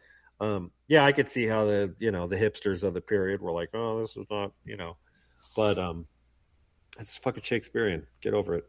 So, I like the 10 Things I Hate About You reunion with Julia Stiles and Andrew Keegan, who were also in another William Shakespeare adaptation, 10 Things I Hate About You. Oh, that's Shakespeare too? That's the third modern William Shakespeare adaptation with Julia Stiles. 10 Things I Hate About You and Hamlet. She did Hamlet. Wow. Was she in Hamlet too? 2000 with Ethan Hawke. Look at that shit. Is that her third one? Yeah, she's in that too. What the fuck? Is this the Kevin Branagh film? Wow. He's in it. Wow. Damn, look at Julia Stiles. She's good in it. She's young too. Like I looked up how old she was, and she was appropriately like 18 or 17 when she made the movie. Yeah, she was young. Tony, I don't think I've heard you. You haven't. Anything. You're correct. Oh, okay. Here's your time to shine, my friend. Pass. Oh, no. Yeah, no. It didn't tickle any fancy. Tickle any fancy. All right. Maybe if I would have realized that it was a Shakespeare adaptation, I would have paid more attention. But I never saw Othello. I never read Othello. I'm not familiar with Othello at all, so I didn't recognize it. Oh, interesting. So you didn't even, when you're watching the movie, you had no idea that it was based on a Shakespeare novel. Right. Oh, interesting. And so I didn't care. I'm like, this is dumb. There's a bunch of high school kids. This is dumb. Look at this guy. This is dumb. Like I just kept like, this is dumb. I just kept thinking this is dumb the entire time. Interesting. Does knowing the source material makes it somehow better? I guess maybe it only would have made me pay more attention to the subtext, but the movie itself didn't make me care about the subtext. And it's like not enough. It just wasn't enough. Because it's kids, and I'm like, what the fuck is this? Daddy issues was that a theme in Othello where like this whole motivation for doing all of this is that his dad is paying more attention to the other kid than himself. No, like, the theme is that you can go crazy with just one person. No, that's the plot that happened at the end. But the movie was about the Josh Hartnett's character trying to get his dad's attention. Like that, his whole point was he's trying to get his dad's. He wanted his dad to be proud of him. He was It's jealous. jealousy. Right. Yeah, he was jealous. And then his entire thing was, oh, we're going to get them to break up. And then he gets the other kid get his ass kicked multiple times. And the other kid isn't saying anything. He's just like, how many times do I got to get my ass kicked? I'm like, yeah, this is dumb. I was just... Because it's dated. Because you think of, yeah, I can see that. Okay. And so I think it's because we're not referencing that this is a 300-year-old story with... But it's adapted to children. Right. And that's what didn't work. Right, because there's nothing at stake you don't assume that you're not watching the movie knowing that these characters are going to die at the end. No. And by the time that happens, you're like, whoa. Yeah, that's like, whoa, that's a bit dramatic. Like, guys. and to be honest with you, I didn't know either. I knew that it was based on a Shakespearean. So as I'm watching it, I'm looking for sort of 300-year-old. And that's what I mean. That's what I mean. Like, if I would have known, maybe I would have put more energy into watching it. But the movie itself didn't make me want to do that. Yeah, you'd have to be you'd have to have a soft spot for those teen dramas, which I don't actually think most of them hold up very well. I mean, we watched the fucking the cheerleading one, and I was outright offended by it. Right? But yeah, this one does play out a lot like those traditional 10 Things I Hate About You. Ironically, another fucking Williams. I have no idea. But yeah, those are the period, those late 90s, early 2000s teen comedy dramas. This one has a lot of those beats, which can kind of take you out of it. Fair enough. I knew I was fortunate. I got lucky. I had that spoiled for me. So you call that fortunate? Yeah, okay. Right, because it did lead me. It did sort of. Right, he watched it with a different lens, where he said it's not a regular teen drama movie. Like, oh, it's right, off Shakespeare. Exactly. Right. I was expecting the Shakespearean, sort of something at the end. And so when I get it, I was like, oh, yeah, fucking poor guy kills himself. Because why? Because he was driven crazy by a villainous character who was just jealous. And that's what doesn't make sense. Shit, man. Tragedy, right? But it just doesn't make sense. Like, the villainous character didn't make sense. That's the part that I wasn't buying it. His motivations seem a bit unrealistic, right? Like, I get it. You want the attention of your dad, and he's like, you're the. Well, maybe it fits more in the Shakespeare, right? But yeah, exactly. Think of it like how important family blood was, right? This is a period when you inherited, the keys to the castle. No, but it jumped the shark when he looks over and is like, oh, give me that gun. I'm like, what? That came out of nowhere in the movie. Like, there's nothing leading up to that made sense that that's what he wanted to do. And all of a sudden he's like, yep, this is the solution to my problem. It's killing everybody. It's killing everyone. I'm like, really? Get the... get out of here. Crazy people do crazy things, man. Yeah, but the movie didn't set it up to believe that people do crazy things. That's my problem. I don't know. I would probably push back a little bit. I'm sure there's examples. You can try. Go ahead. Certainly. Countless examples of social media causing people to kill themselves. Yeah, but those are countless examples. I'm talking about this movie. The movie didn't provide the evidence. The movie didn't provide the environment that said, yes, this makes sense that Martin Sheen throwing a chalk go down a racer at him in like practice. It just came out of nowhere. Peers, It seems forced. It seems forced, is what it is. Are you struggling with the performances or what's the dialogue that's written? All of it, the whole movie. Like it didn't. Like I said, it doesn't make sense that he goes to violence so quick. Like it happens out of nowhere. It doesn't fit with what the movie has presented. You may know the story of Othello, but without that story, the movie itself doesn't hold water. That's what I'm trying to say. I don't know. I thought they did a decent job of slowly showing him getting more and more. You see from the very beginning when he's staring at him when his dad's trying to pick the play to we see Josh Hartnett's character get upset very quickly. You see violence in his eyes. I didn't get that. You must have been programmed. That's my point. That's my point. Is that the movie didn't show me, and it felt forced. The violence that they put in the movie felt forced. That's what I'm trying to say. Right. And it was necessary if you're going to be true to the original, to the Othello, and that probably was forced. Right. So yeah, I give it a waste of time for me. That would be a waste of time. I love the cameo of the guy from Friday, the drug dealer. Oh, my neck. Oh, my back. Oh, my neck and my back. Is there? Yeah, Anthony Johnson. Yeah. Anthony Johnson. It's a good little cameo. Yeah. It's like first one's always free. One movie he's a drug addict. The next movie he's a drug dealer. Yeah, there you go. He's moving up in the world. Yeah. Clean his act up. Yeah, give me sweaty Martin Sheen yelling at fucking kids, breaking fucking clipboards all day long, man. I'm buying for $1 too. I give it $1. Dude, that scene when he dunked and broke the board. I'd buy that for $1. Threw his arms up in the air like he was, oh man, that scene was powerful, dude. But anyways. Let's see who got points. Let's see who didn't get points. Let's see. You give it $1 too, Harley? Oh yeah, absolutely. I'd buy that for $1. With my rag top down so my hair can blow. Mm.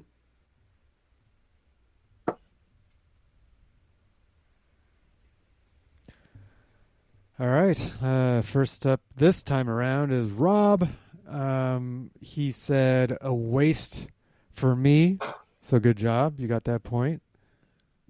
A waste for Fonso. And a waste for Harley. Oh, shit. You robbed him. Damn. I got 1 point from me. You're welcome. Bam. There you go. Save that pain train. Whew.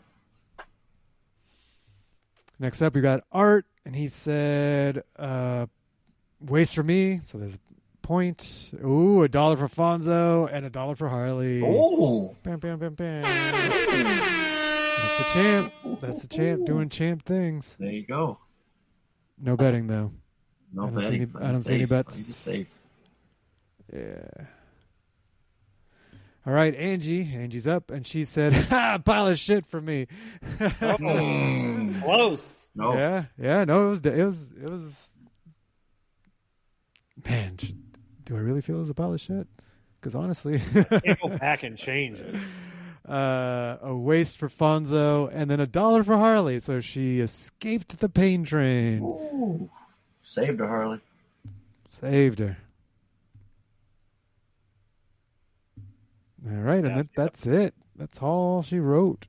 That puts her on the Wheel of Fortune for sure. Oh, absolutely. Definitely on the wheel of ass assignments. Wheel of Doom. Wheel of spin the wheel. Wheel of cheese. Wheel of ass.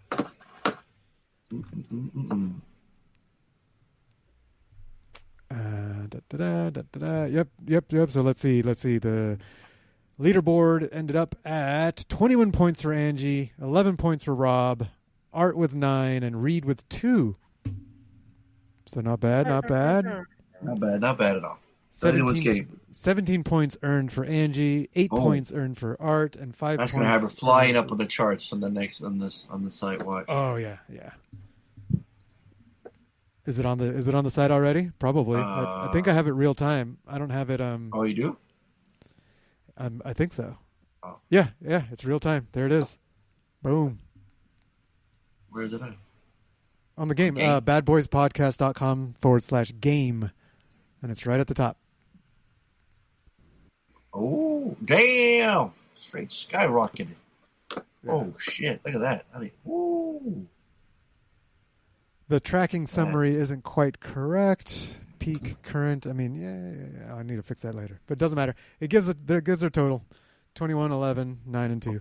Okay. All right. Let's add Angie to this list, to this wheel, and spin this thing. Let's see. Congratulations.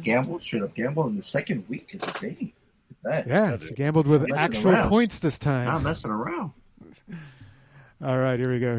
We're going to spin that wheel. We're going to shuffle first, and then spin it. Are we supposed to see the wheel? I don't see the wheel. Do you see it, Harley? Oh, shit. You guys can't see it. Stop. All right. Nope, I forgot to share it. It doesn't count if you guys can't see it. So is it this one? That's this one. Share. All right, here we go. There's you can see Angie's right there. Boom. So we shuffle, spin. Oh. Spin and spin and spin. What? There it is. Angie. Damn. Congratulations, Carol. That's second week in a row. They got the most points. They got on the wheel and won. Look at that shit. Nice work. Hey. All right. Congrats. Let me shuffle, spin, and then I'll go find her syllabus item. Spinning that wheel for the second assignment. Oh, it's me. Bam. All right, what's on my syllabus? Fuck, I had 2 movies too.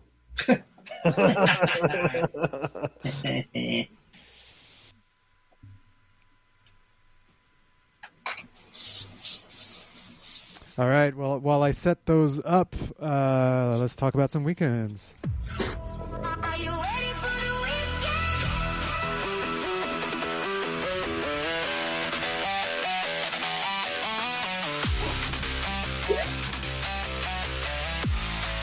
Are you ready for the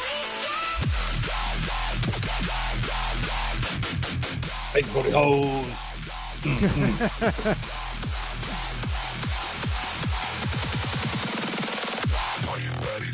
Yep.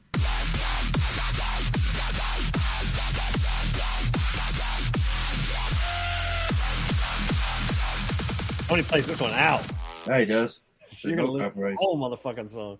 Ain't it right? There's no copyright on that thing. Yeah.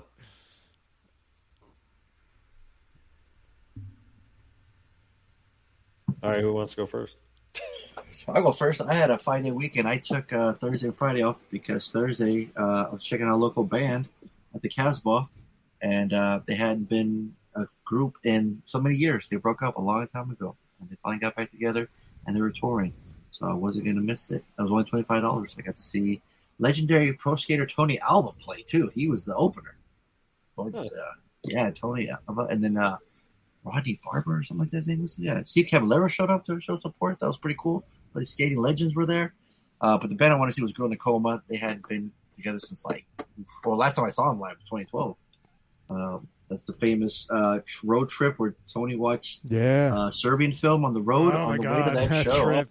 Oh, dude, I kind of remember this. Yeah, that's way back. You go back to the back catalog. You would hear that review, and we went to go see them play live. And they were playing in San Diego, so they were playing in LA. We went to go see them there.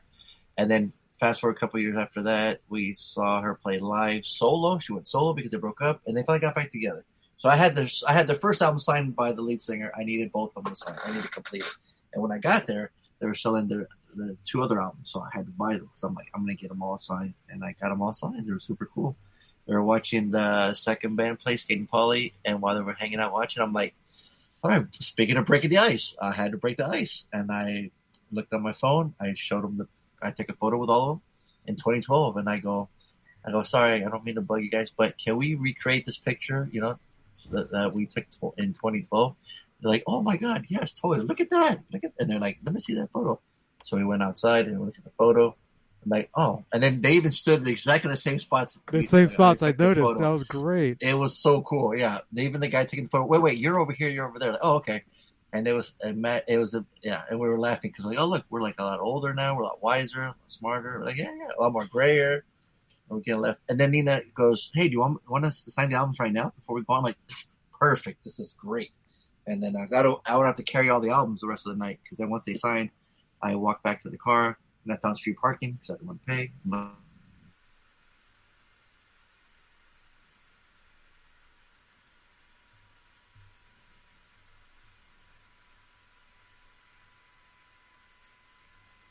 And yeah, earplugs, man. Every time we go to, I have some in my car too, and I didn't bring them. I was like, damn it.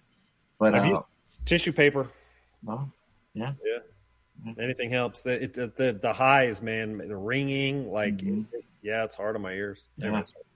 Yeah, I know they were great. Yeah, they played awesome. So that was awesome, and had a great time. And yeah, what's crazy is it's like an apartment complex, like right above the fucking building. I'm like, I was tripping out. I'm like, I'm going around the corner to the venue, and I looked. I'm like, wait, there's like these are like homes right here. These are like what on the roof of the building. I'm like, the way it's laid out is weird.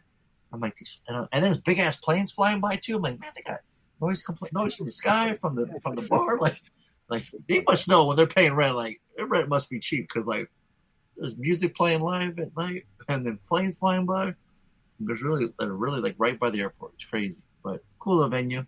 And yeah, so I had a great time. Then Friday, I'm just chilling. I'm not gonna do much. And then I said Saturday I got a ticket to go to WonderCon. I just uploaded my video on YouTube. You check out my fun adventures on that. I had a good time there.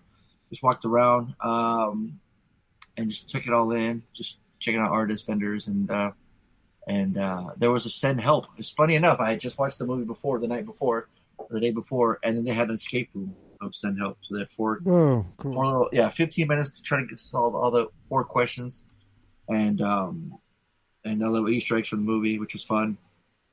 So that was cool. But they don't have that much big movie presence anymore, you know? Remember, Tony, like every other corner you'd go to, there'd be like a studio here, a studio there, send out free posters. It's mostly vendors now and artists, which is cool for them, for everybody else, right? They're not overtaken like the big Comic-Con. It's a more chill Comic-Con. It's, you know, you can still cosplay, you still have cool panels, you still can meet artists and writers, and so it's a cool time. It's an easier to get to than San Diego Comic-Con. Like if you've never been to San Diego Comic-Con, but you want to go to a Comic-Con, then WonderCon is probably your best bet. You have really cool cosplayers, still get cool panels, they get cool guests, and yeah, it's a good time. So I didn't get my comic signed because by the time I got in line, they already cut off the line. So I was like, all right, well, and I told myself I'm not going to spend any money.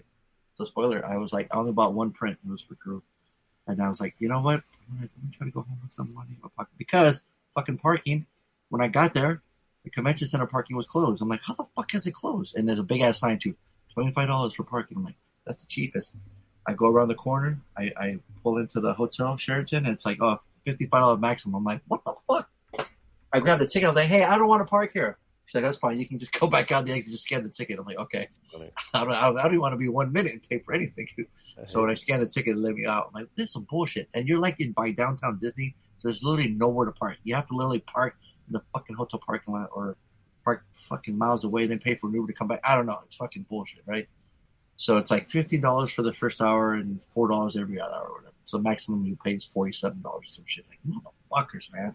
That's probably what I spend the most with goddamn parking. And that's probably why I didn't want to buy anything. So I was like, I brought some money with me. I'm like, I'm putting that shit right back into savings because fuck all that, man. So nothing's free. I got a free badge, but you're still in the pain, right? But it was fun though. I had a good time. And then Saturday.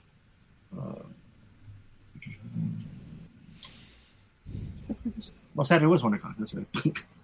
And Sunday chilled. Went to visit my friends for a little bit. Hung out with them, and then today chilled some more and watched the movies. All right, I'll go. Let me talk about we've got the 2 movies coming up for Bad Boys next week. Oh shit! Yeah. Sketch 2025. That's my homework. Sketch 2025. Yeah. Harley can't spell sketch. At least he had 2024 sketch. ZEM. Oh, is it 2024? Well, that's what it says on IMDb. Who's in it? Huh. I had it as 2025. When a young girl's sketchbook falls in a strange pond? Yep, that's the one. Okay. Yep. Yeah, it says 2024 on IMDb. Yep, it says 2024. What's Angel? It says it's streaming on Angel. What the hell is Angel? Dude, there's 2024. 2024. It was in Canada. 2025 is when it came to United States. Oh, weird. All right.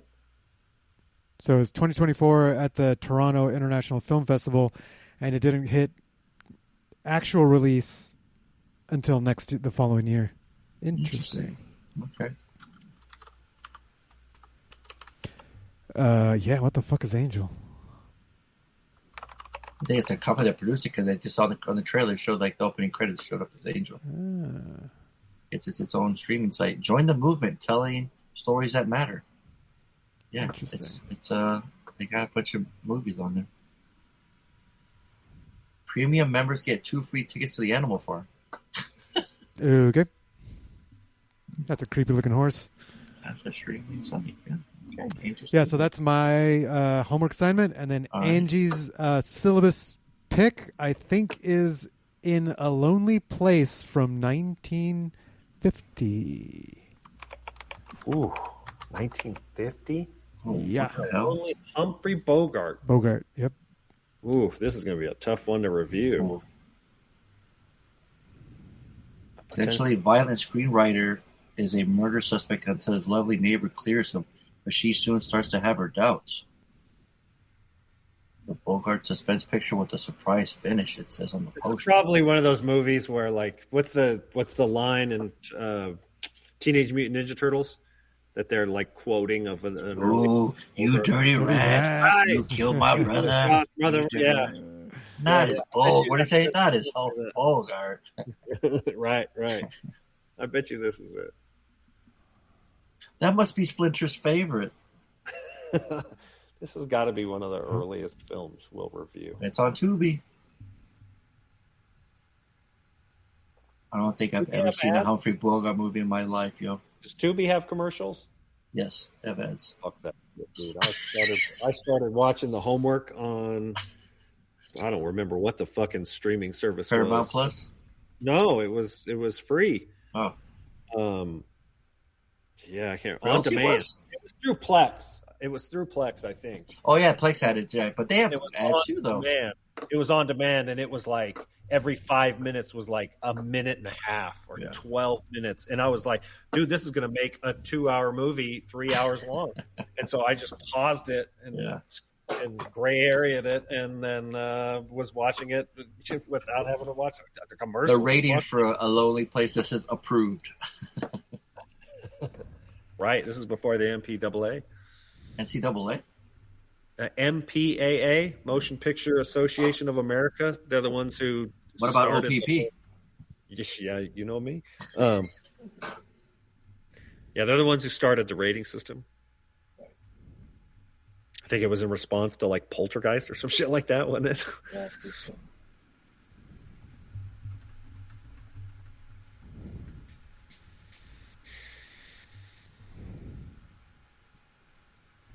How's y'all's weekends?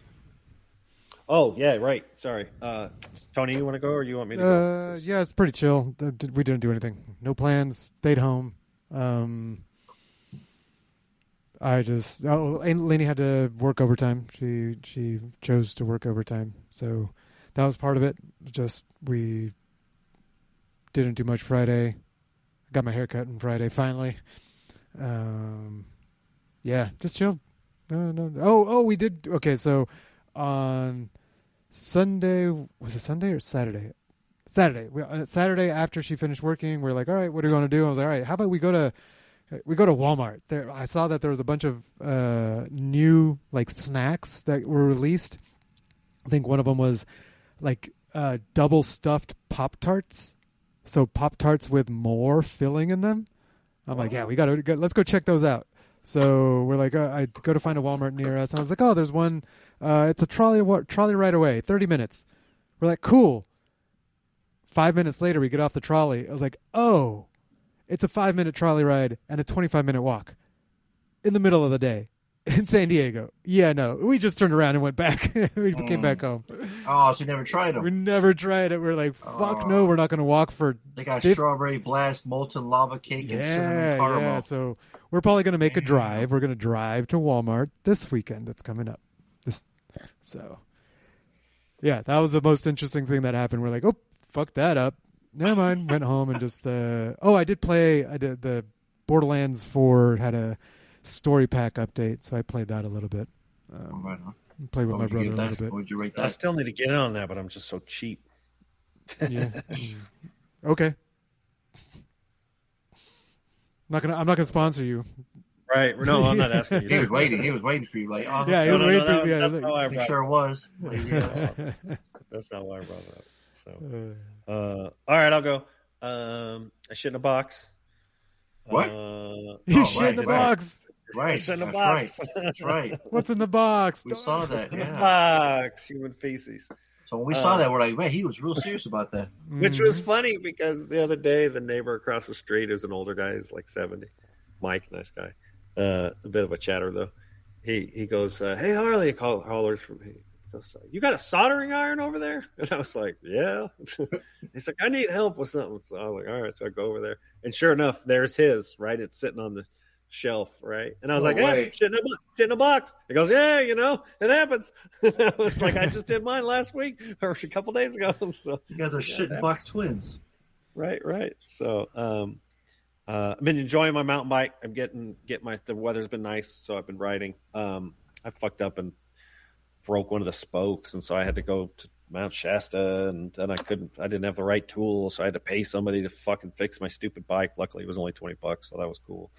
But so while I was in Mount Shasta, sometimes Chris and I will volunteer at the Humane Society. When I mean volunteer, we hang out with pets, with dogs or cats. Like you just hang out. It's like you got time to burn. You're there in Mount Shasta. You don't want to spend no money, and so you volunteer at the Humane Society. And I did do some cleaning, but I, for the most part, just hung out with dogs, which I love dogs, so it's fun. So I hung out with dogs. You were protesting in some pictures. Oh yeah, Christmas posted something. We did the No Kings protest on Saturday. They had one in Mount Shasta, so we wanted to go to the last one, but we didn't for some reason. I think we were out of town or something. So this one we went to, and it was cool. You know, a couple hundred protesters and the creative insults I always enjoy. So yeah, I mean, it's the least we can do. I saw one at WonderCon. I didn't know what it was. It said no kingpins.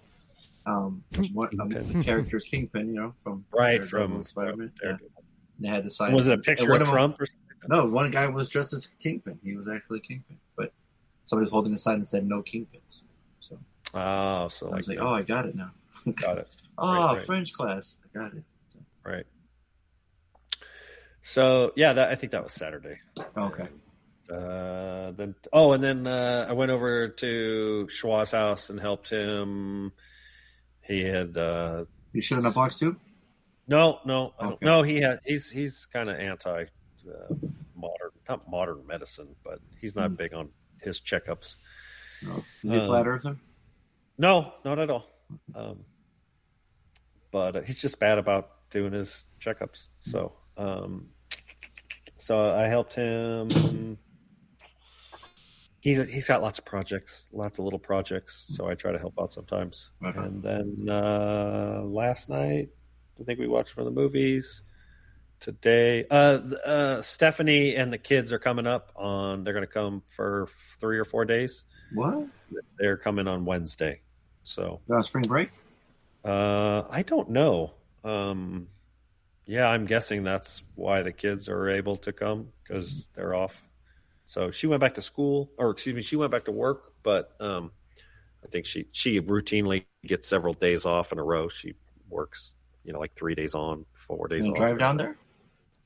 Yeah, she's going to drive up. Oh, shit. So, which is fine because, Logan and Maddie both have driver's license. So they take turns. Yeah, all three of them drive. Yeah. So nice. Connor's the only one. And then Logan's girlfriend's supposed to come, so that'd be cool. So I'm excited. Yeah. They've now. Oh yeah, we got all kinds of shit planned. They've never been feed them too, right? No, Chris went to fucking Costco. Oh yeah, all the shit they have. We must have bought $200 worth of groceries of shit that they eat. The names, the brands, the models. Like Chris is so shit you would never buy at your house. I would never in a million years, dude. I would be like, you get rice, son. You come and visit me. You bring your own food. Even though, like you said, when I go to Steph's, she goes all out, right? She cooking and buying whatever you want. Like, no, it's luxury, and I'm terrible. I'm a terrible host. So luckily, Chris is a good host, and so Chris has got the cupboards filled with shit that the Austin family loves and eats. So No, they've never been up to the woods. They've lived in downtown San Diego their whole life. So Oh, shit. I don't even know if they've ever been to like Big Bear. They did go they went on to Alaska a couple of years ago with their mom. Their mom, Steph, took them to Alaska. Oh, really? And so I'm sure they've seen the snow, right? Right. But not very frequently. So, Yeah. no, it's cool. We got some hikes plans, the trip to the lake, up to the mountain, all hell the yeah. touristy Nature shit. Yeah, hell yeah. Right, yeah. Although the weather might be garbage the first day they get here. So I don't know. It's a little overcast and chilly today, but they don't mind, right? They're used to sunny and warm. So they don't, if it's a little drizzly or something, they don't care. They're still going to get to see the beautiful lakes and the beautiful views and waterfalls. We'll take them on the waterfall. There's a couple waterfalls. So, just show them the site. So they're coming on Wednesday, I think. And so we've been spring cleaning and prepping for them. Nice. And then I've been trying to get my mountain biking in. So I've been having a lot of good time with that. So, that's it. Shitting in boxes. 2026. Keep us posted. Can't front on me.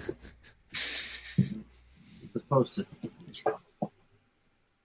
Oh, I already got the email saying my results are back in. So, but I'm not interested. I don't care to check on them until I have my appointment with my doctor, and I don't have my appointment for another week or two. So I'm not concerned. I'm not afraid. I'm confident, or I'm just happy to get the peace of mind so that it's, Sure. Wait. So you have no curiosity what the results are? I am, but I don't need to look at them until I see the doctor. It's not about need. You don't want to look at them? Yeah. And you're not afraid. You have to want to take the test. Well, you have to take the test. He's curious. Right. But you don't want to. He's not curious. Yeah. He's not afraid. He's curious, not afraid, but he's not going to look. Like it's going to spoil the surprise? No, it's not that. It's just I don't need to. I'm to be honest with you. Part of it is just apathy of jumping through the hoops to find the results online. Right? Go online and plug in this number and that, and then we'll email you. It's not easy. I don't care. Okay. And the truth is, unless they're going to be able to tell me definitive, and so they're probably going to give me like parts per million or some weird number that I can't fucking discern anyways, and so I need to wait for my doctor to tell me what the results mean. Like if you just give me a blood test and it's like, well, your H1 LBC is 105/36 and really we'd like to see it 102, I'm like, I don't fucking know. My doctor has to tell me whether I'm healthy or not, kind of thing. I'm not I'm dumb, right. And I don't trust AI. So, but you don't trust the internet either? Like looking up the information so that you can verify yourself. Oh, no, I'm sure I could do the research, but I trust my doctor. And so I'll just have my doctor. She's good. She'll tell me, yeah, no, you're clean. You're good. And then I'll be like, cool. When's the next time I do this? And she goes, hey, do it in 2 more years. And I was like, all right, cool. That's how I see it going. That's so weird to you, huh? I think I'm trying to figure out why, and I think it's because I have a slight distrust of doctors. Oh, I don't actually trust that doctors are going to give me the best in my interest. What do you think they're going to give you? Right, the best in something else. Like there's something that I don't fully trust that they have my thriving in mind. They're just trying to keep me from dying. That's it. This is Schwa. Schwa has the same problems. Right. And doctors are like, from everything I've read, they're kind of notorious for just like, all right, are you dying? No, you're good. And it's like, no, I'm trying to thrive. Dying isn't the problem. So I think that's where I have the I can't really trust a doctor at this point in my life. If I'm dying, then I will trust the doctor. But if I'm trying to thrive, I can't trust them. I think that's where it comes from. Yeah, I think it's probably because you're in a small minority of people who actually, instead of just saying, I take my health very serious, you actually spend a bunch of time and energy on your health. Right? Oh, I actually do take it seriously? Right. And so you don't like your doctor is going to, and trust me, I run into the same thing. And I get this. You see your doctor and they're like, yeah, you're fine. You're perfect health, right? Because I'm of a decent BMI. I exercise. I eat healthy. I don't overdrink. I don't do heavy drugs, right? Like I don't have any other, I'm still young, right? I'm not old enough to have high risk for cancer. Right. Like but there's also like, there's a lot, there's the green range of health is very wide. And as long as you're in there, you're like, okay, you're good. But it's like, your doctors aren't going. Am I at the bottom of that range? I think I want to go towards the top of the range. Like that, Right. No, I get that. And then in that case, then you do need to see specialists. You do need trainers. You do need nutritionists. You do need to get some more than just a general practitioner. Yeah, I think that's and that's where I'm at. Like, how are you not looking at this data as soon as you have access to it? Like, I would instantly download it and put it into my drive and start looking at it and looking up what are all these numbers? What do they mean? Do. And the truth is, I'm sure the research I do would be just as effective as whatever the doctor is. That's true. I don't have, like, if it was my blood test, I probably would like to make, because there is a lot of nuance to that. But I think in this screening test, it's just going to give you a green light or a red light kind of thing. And I'm assuming the doctor's just going to keep us in the loop.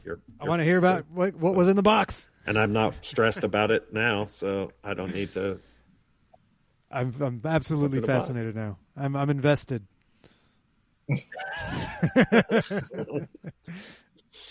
Get me on the call whenever you meet your doctor. I want to know. Just get me on the phone. She's a character for sure. To your point, she overlooked Chris's gallbladder. Mm-hmm. Chris went in and said, I'm having this problem. And the doctor was like, all right, well, tell me the things. And if you Google the symptoms that Chris was having, this is, a year and a half ago. It was like, this is a gallbladder. Your gallbladder's failing. It's gallbladder, right? Yeah. And it's you're having gallbladder attacks. And then when she went to her doctor, her doctor was like, no, it's not your gallbladder. And then proceeded to have her do a bunch of tests that weren't important. And it was her gallbladder the whole time. And the number one test for a gallbladder is an ultrasound. And her doctor never asked for an ultrasound. And it was the emergency room that gave her an ultrasound. Because why? Because those symptoms sound like a gallbladder attack. That sucks. And by the time they actually did it, her gallbladder was so infected that they were like, you need emergency removal of your gallbladder now. Like, you're not leaving the I told the story, a couple months ago, 6 months ago or whatever. So, there are doctors that aren't great, and you do have to advocate for yourself to some extent, for sure. So I'm not arguing you're wrong. So good luck. Yep. Thanks. Stay tuned, everybody. Yeah, stay tuned. Yeah. I might have to replace Harley with some AI voice cloning. Oh. Why? Because you're going to be busy with doctor's appointments. Nope, you can't get on the podcast. You got some weird shit. You got to go to India to get taken care of. Oh, jeez. No, fortunately, colon cancer and testing and all that shit is very common, and it is not some weird. A coworker of mine just had a chunk of his colon removed. That's what they do. They just cut it out. Whoa, that's gnarly. So you got a problem with your colon? We just chop it up. You got more than you need, right? You got 6 feet of colon, and you could get by with half of that kind of thing. You had that flap removed, so you were like, "What else? You don't want to get anything else removed from your butt, right?" What? You had that skin flap. You said the tail. Oh, right. I had the little skin tag on my ass crack. Yeah. Picture was like the mud flap stuck on the back of the truck with the silver woman inside. I was like, I don't want it. Hey. Get rid of that shit. Well, that's going to conclude episode 771 of the Bad Boys Podcast. We just randomly ranted all these movies. I'm your boy Fonso. We ride together. Harley, we shit in boxes together. MCP, Bad Boys for Life.